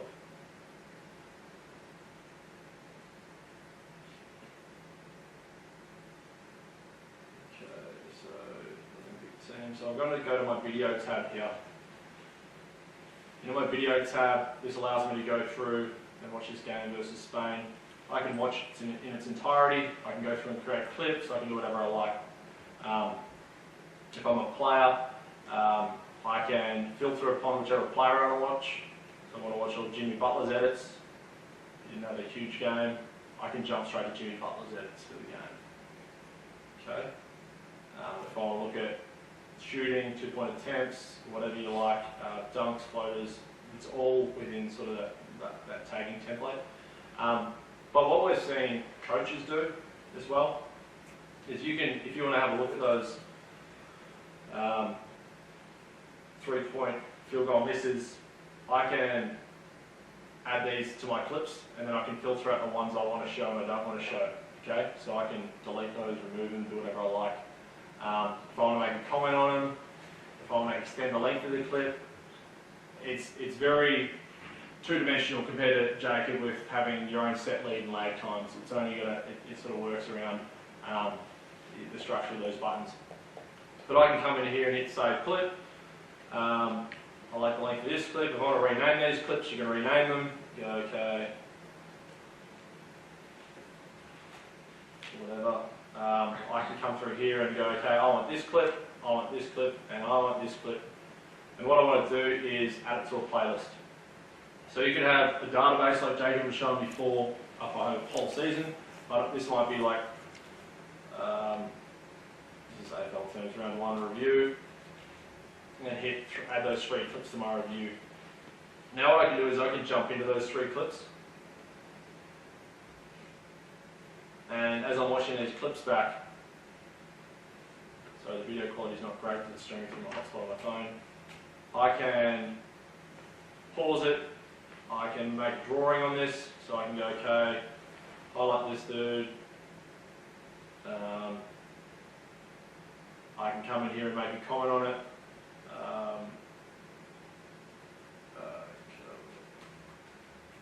cover outside, I can hit save, I can then have basically a conversation with that player or coach or whoever I like through here. You can do the same in your next clip. You can have multiple, like you can pause it multiple times and do multiple drawings. It's totally up to you. The cool thing is when someone writes back to you, it'll come up in a different colour. So if a coach goes, hey, actually you should be over here at this play, you can actually have that really sort of good conversation around the video. You might actually go, Jacob might go, hey guys, what should you be doing here, and get them to get in there and draw. Okay, Peter, where should you be standing at that out of bounds play? Like he could start that conversation, so they do some self-assessment. The beauty of this is all private until you share it with the player or share it with the playing group. So if I come up here and I want to go manage sharing, I want to share this with some people. So I think Brad is a part of this team. Yep. So Brad, have a look at these old mate, and I can hit share. What he's going to do is get a notification on his phone, like by email as well. You can share it with others if you just want to go, okay, Share it to my phone. athletes, okay, Andrew, Davis, okay, you're in the team, sweet, hit share. So now Drew should get notified in a couple of seconds. I get it on my Apple Watch and everything, so it's pretty cool. So you know when you're getting hit up to look at video, there's sort of no hiding from it. So potentially the chicken in a tournament. Yep.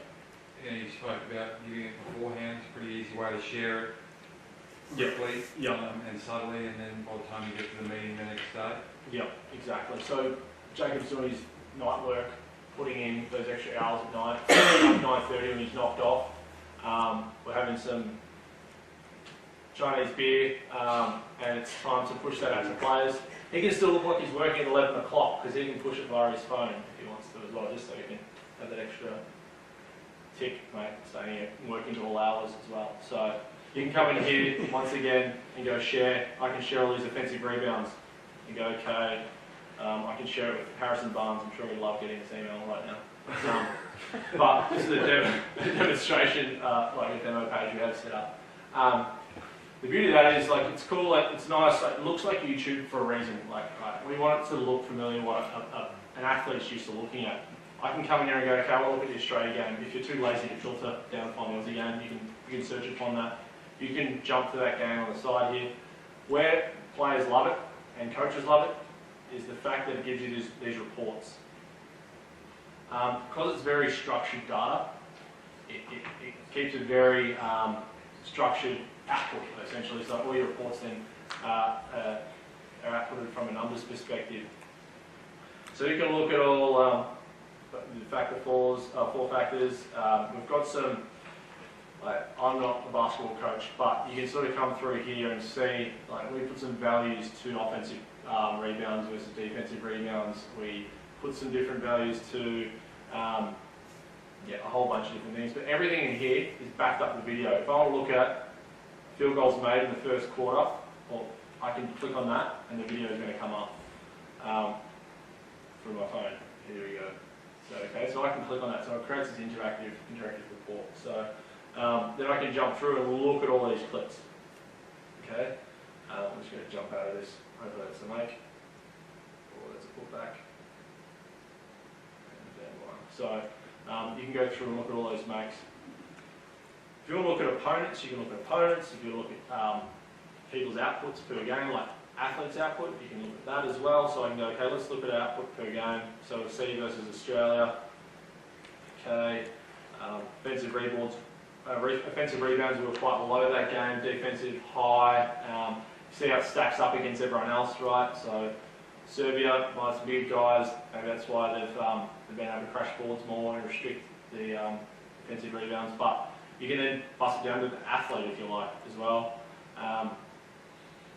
So it's quite solid information you get. That shot chart too, so like how I showed you the LeBron shot chart, here's every shot from the Olympic campaign in Rio.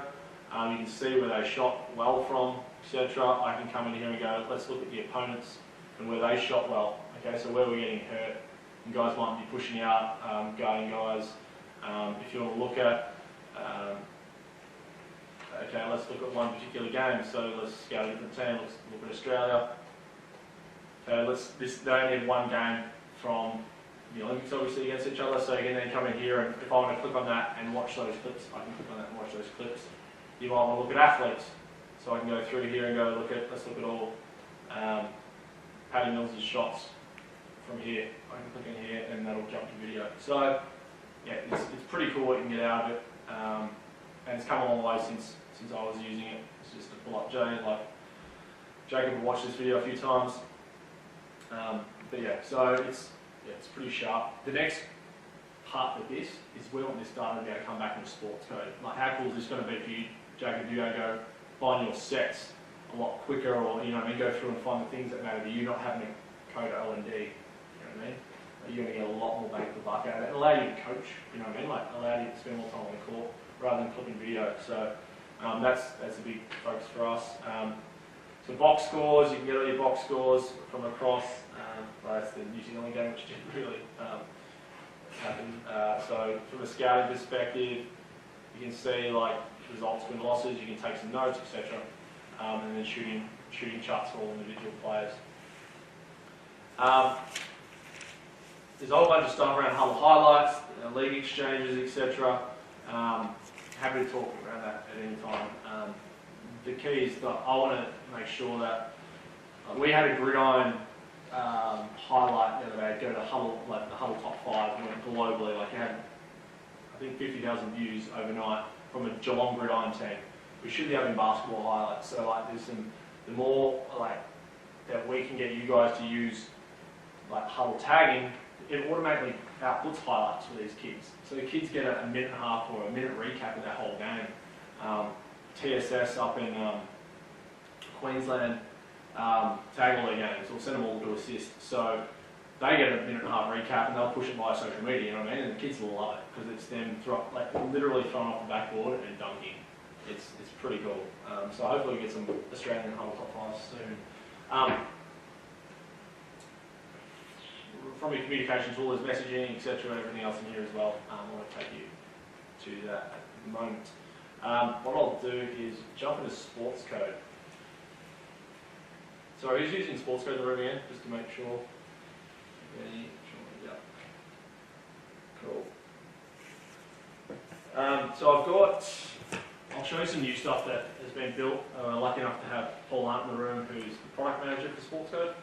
Used to work for Adelaide 36ers, so he lives and breathes basketball and knows, or feels your pain in a number of ways if you've ever had to do video over the journey. What I'm going to do is show you a few things that will hopefully save you some time as a coach as well. Jacob, one thing for you, you're getting video from everywhere in China, right? Like you're getting it from live streams, wherever you can hustle and get video from. As you can see, some of the video is quite jerky and jumpy. But you've got a new ops thing on it that fixes that now. Correct. So I'll show you that. So there's file new movie package, and what that allows you to do, if I go choose a video, so I'll choose like BA samples and go to this is the NBL Grand Final from last year. I can choose like whatever settings I want that to be set at, and it's basically optimized for sports mode. So it'll take you 5 minutes, but it's just going to make your playback 10 times better. Just takes out those pain points as well. I'm going to cancel that. Once that's done, you sort of, like Jacob said before, you start with that timeline. It's got nothing in it. It's empty, right? From that perspective, you then can go through and do your coding or do your analysis on it live. Okay, so here's a game. This is a Siegel final from last week, a couple of weeks ago. This is being coded live by Warren Brown, who I'll sort of touch on at the end. And he sort of started with Game Breaker like Jacob did. This is his go, right? He lives and breathes being an analyst. I started working with Woz 6 years ago when I started at Sports Tech. I remember going down there teaching him how to use Game Breaker. He taught me the thing which I, like on that day, which I never knew was a thing until like this create new row thing, and I still thank Woz for teaching me that. But there's like, he had hacked Game Breaker to a point, you know what I mean? Like he knew how to get the most out of Game Breaker. So then I sort of said, mate, it's time to go pro, like Jacob did. You just get so much more bang for buck, but we want to make sure that you're getting value for money at the start. We don't want you using Elite and using it 25% of the way there, right? Like, there's so many different things you do within Sportscode. If you're not doing live capture, using post game, there's a tool for that. If you're not doing live timeline share or that live workflow that Hockey Australia are using, that's fine. You don't need that level of product. But we want to make sure that you're all learning along the way. So you just gradually get better and better. So what Woz has done, he's come through here and coded this game. He's got his matrix, which has everything in here that he could want. Within your matrix, you can filter by certain sections of your game. If you want to look at your first half of your game, first quarter, you can see in the back, this is sort of something that I learned once joining Sportscode. I didn't know this was a thing. You can then filter upon certain parts of your game. So if you want to look at the first half, you can just look at the first half by using this dynamic matrix here. So you can sort of filter it to whatever you like. One thing I'll show you, Jacob, too, so you can take something away from today, is flagging. So flagging allows you to not have to use your pen and paper so much. If you've got a hotkey and you want to show this as a transition defense, you can have a hotkey called D for defense or T for transition, and you can filter it through that. So you might go, okay, I want to look at all dandy transition defense clips. Okay, I'm going to pause it here. What I'm going to do is go up to my Sportscode preferences. We've got webinars on this too, guys, so hit us up when you want to learn more about this. There's this thing called flagging. And what it's going to do is essentially put a little label, in every one of those clips. So I'm going to have my show coaches button, and I'm going to have basically come in here and hit this again and go, okay, maybe it's review. And I can change the colour of it, or I can come in here and go, my hotkeys are, and I want to show this in my review. And I want to use the movie organizer like Jacob was using. And every time I hit review, I want it to go to my movie organizer straight away. So I can hit full screen mode. Oops. Wrong shortcut, that's how long I haven't been using Sportscode for. If I come in here and go after review, it's going to flag that. Okay, I might go tab through to this clip. I don't want this clip. I don't want this clip. Just hitting the tab key to jump to the next one. I'm going to hit after review. I've also got another clip called T for Team Meeting. This is more of a league workflow. Jacob, if you want to put a note in, you can do that as well, right? Hit enter, and there's my clip done. Okay, so it's adding a live note as I'm going through. And the whole time while I'm doing this, it's creating my meeting in the background, and I'm throwing some of my sorter. So the beauty of that is I'm going through those clips. Not only is it going into my movie organizer or sorter, it's actually my matrix as well. So I'll zoom in on that. There is all my review clips. Here's all my team meeting clips. So it's all filtering underneath that as well. So hopefully, if you're watching, like Ben, if you're going through O&D and you just want to go through it really quickly, you can just go through and just hit review. You know what I mean? Like just fire a couple of clips. Have a couple of flags in there, it'll hopefully allow you to get through the game a bit quicker. Okay, and yeah, from there, once again, like Jacob did before, you can just swap straight to a movie organizer. Here's all my clips from a movie organizer. Okay, so delete some of those.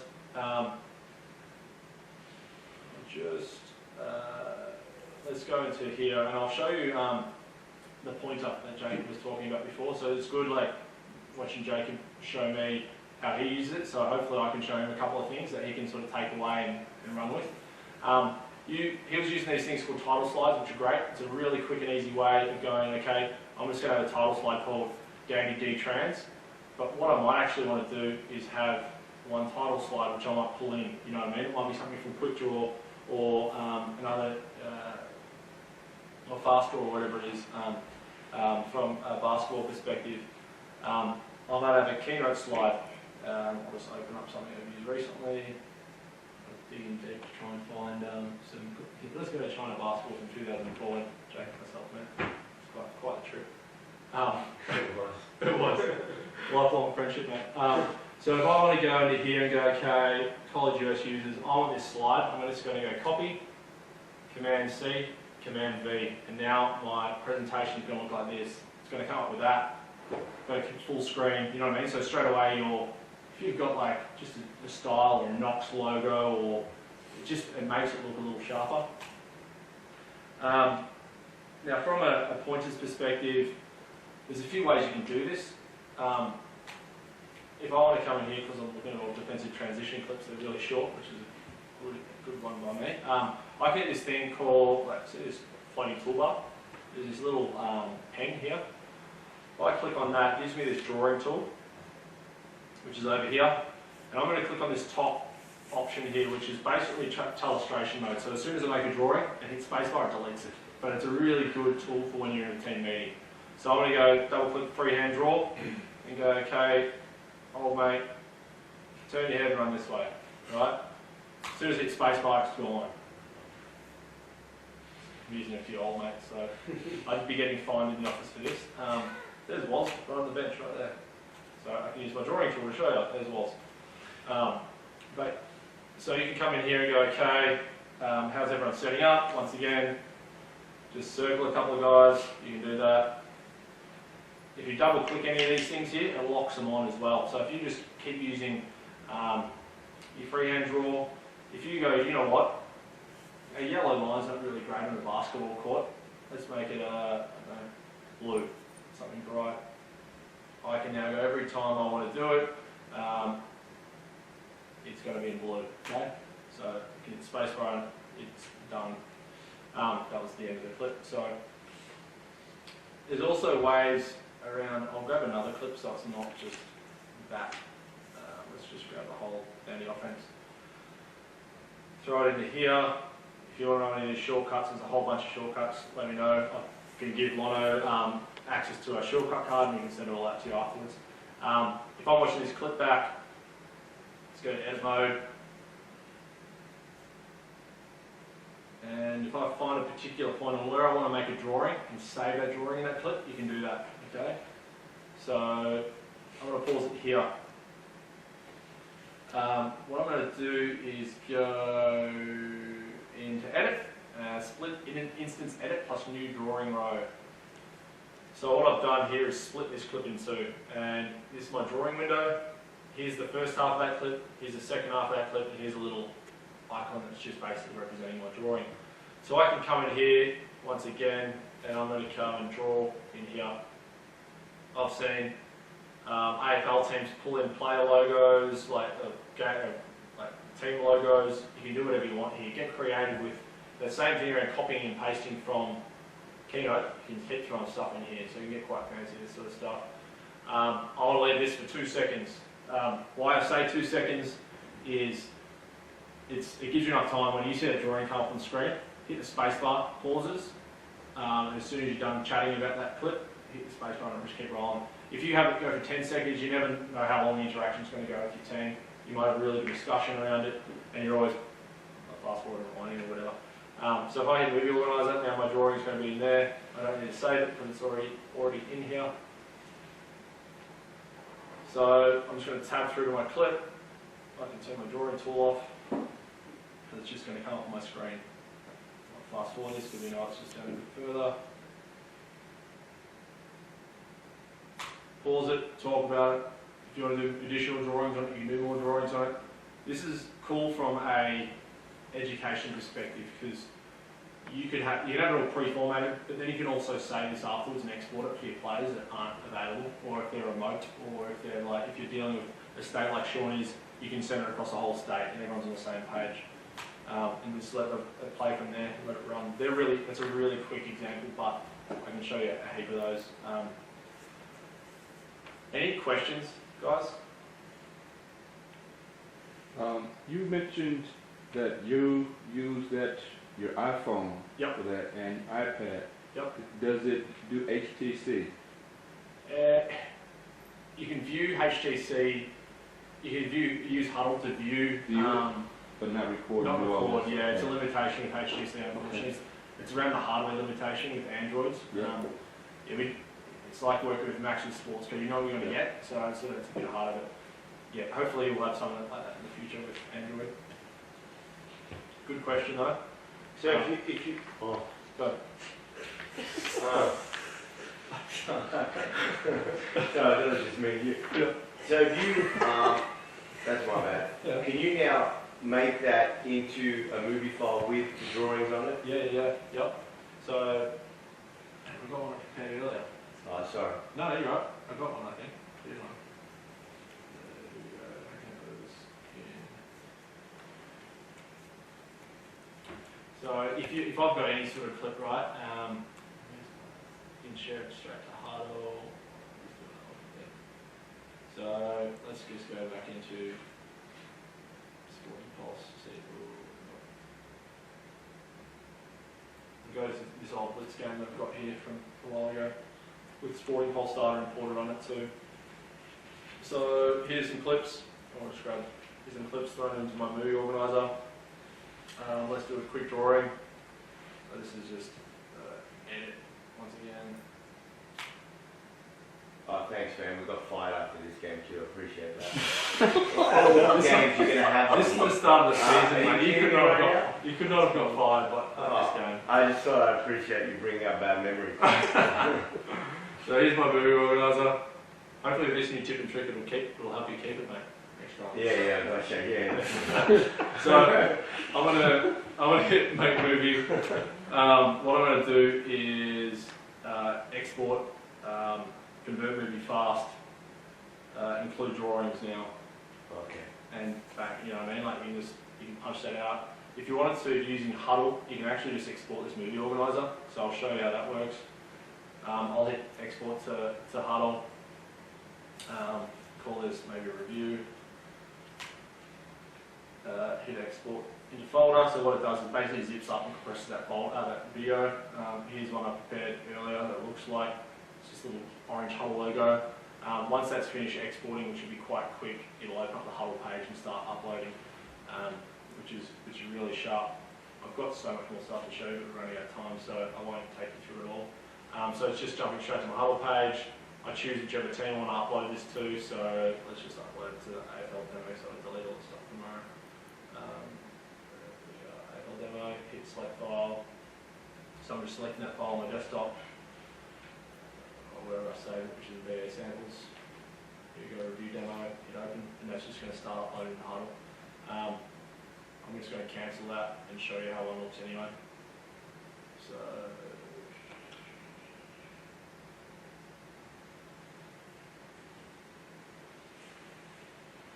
this is our one. We'll look with some sort of, that took a little bit of time to do the drawings in this one.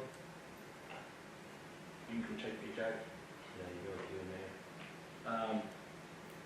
And once again, you can do your drawings and stuff in your presentation in Sportscode, but then throw it up to HUDL to hopefully get some more conversation around it. So this is just me grabbing a clip from like that overlay, is just using Keynote again.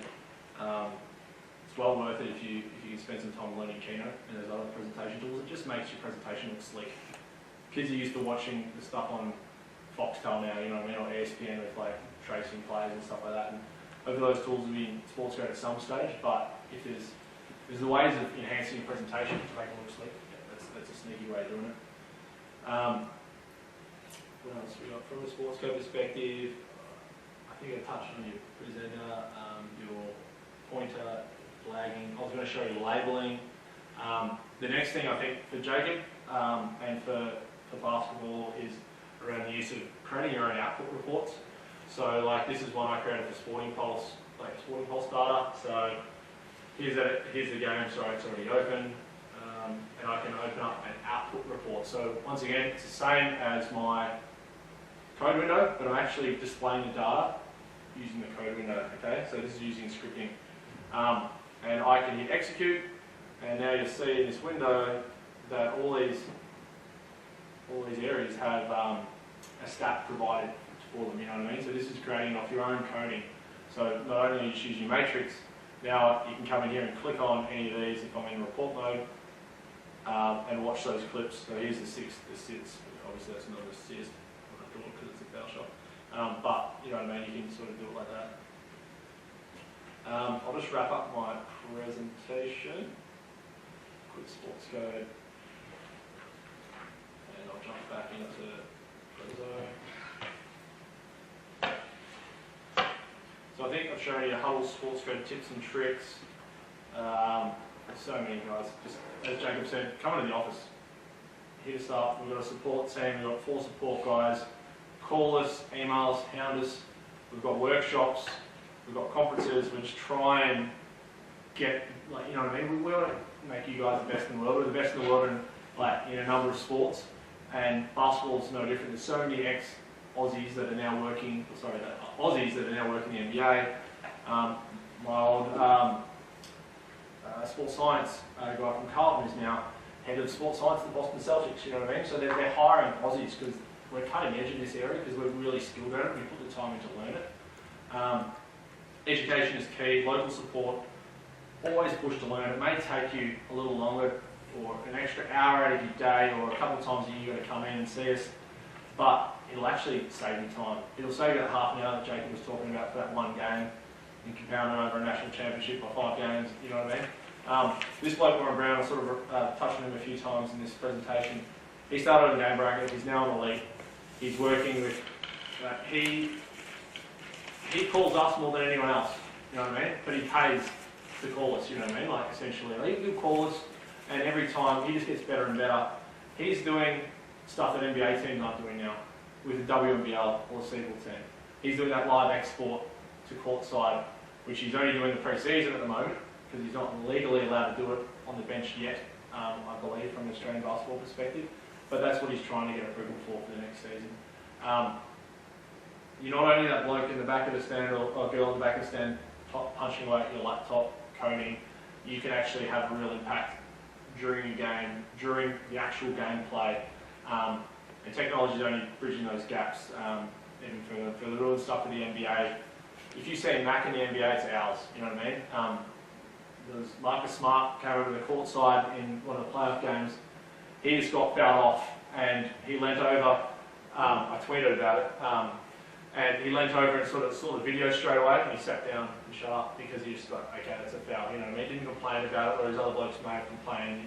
You use it for whatever you like. The technology sort of bridging those gaps, and the more you're across this, the more opportunity you'll have. So hopefully you've got some good insight from today.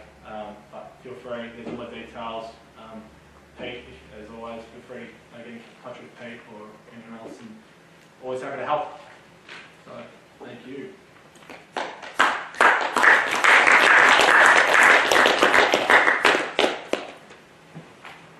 Guys, there's a lot of information there, obviously, and we've got people in the room that are at a professional level doing it, and people that are thinking, okay, how can I start to integrate use of video and video analysis in what I'm doing.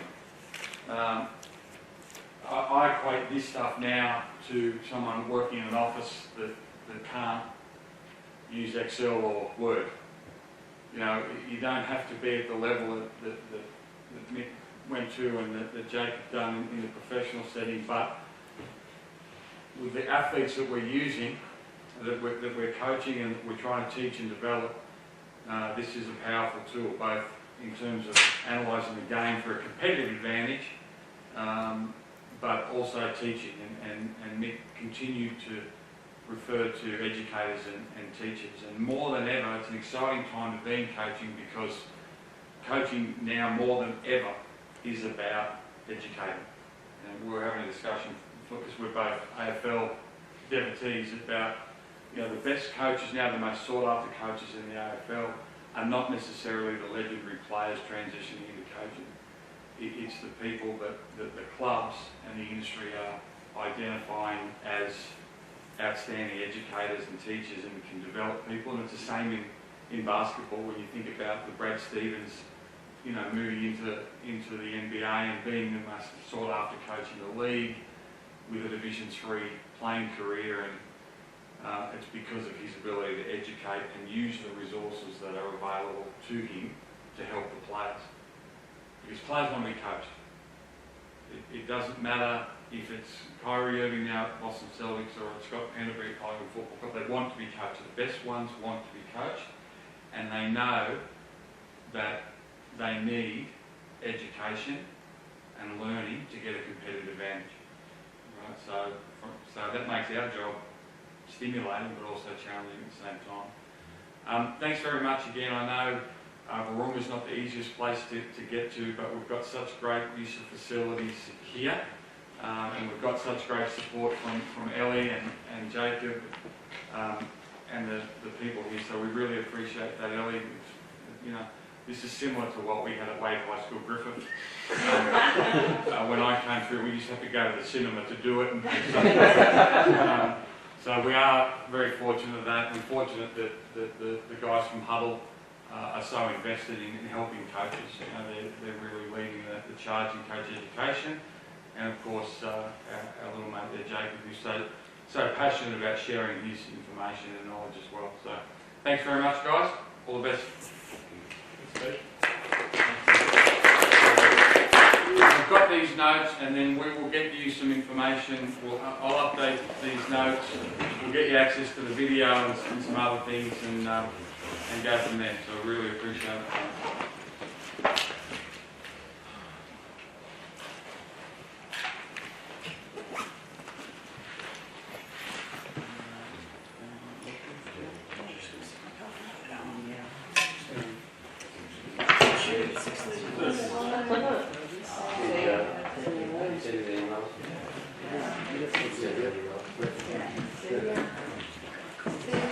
Say, John. No worries, mate. Thanks for coming.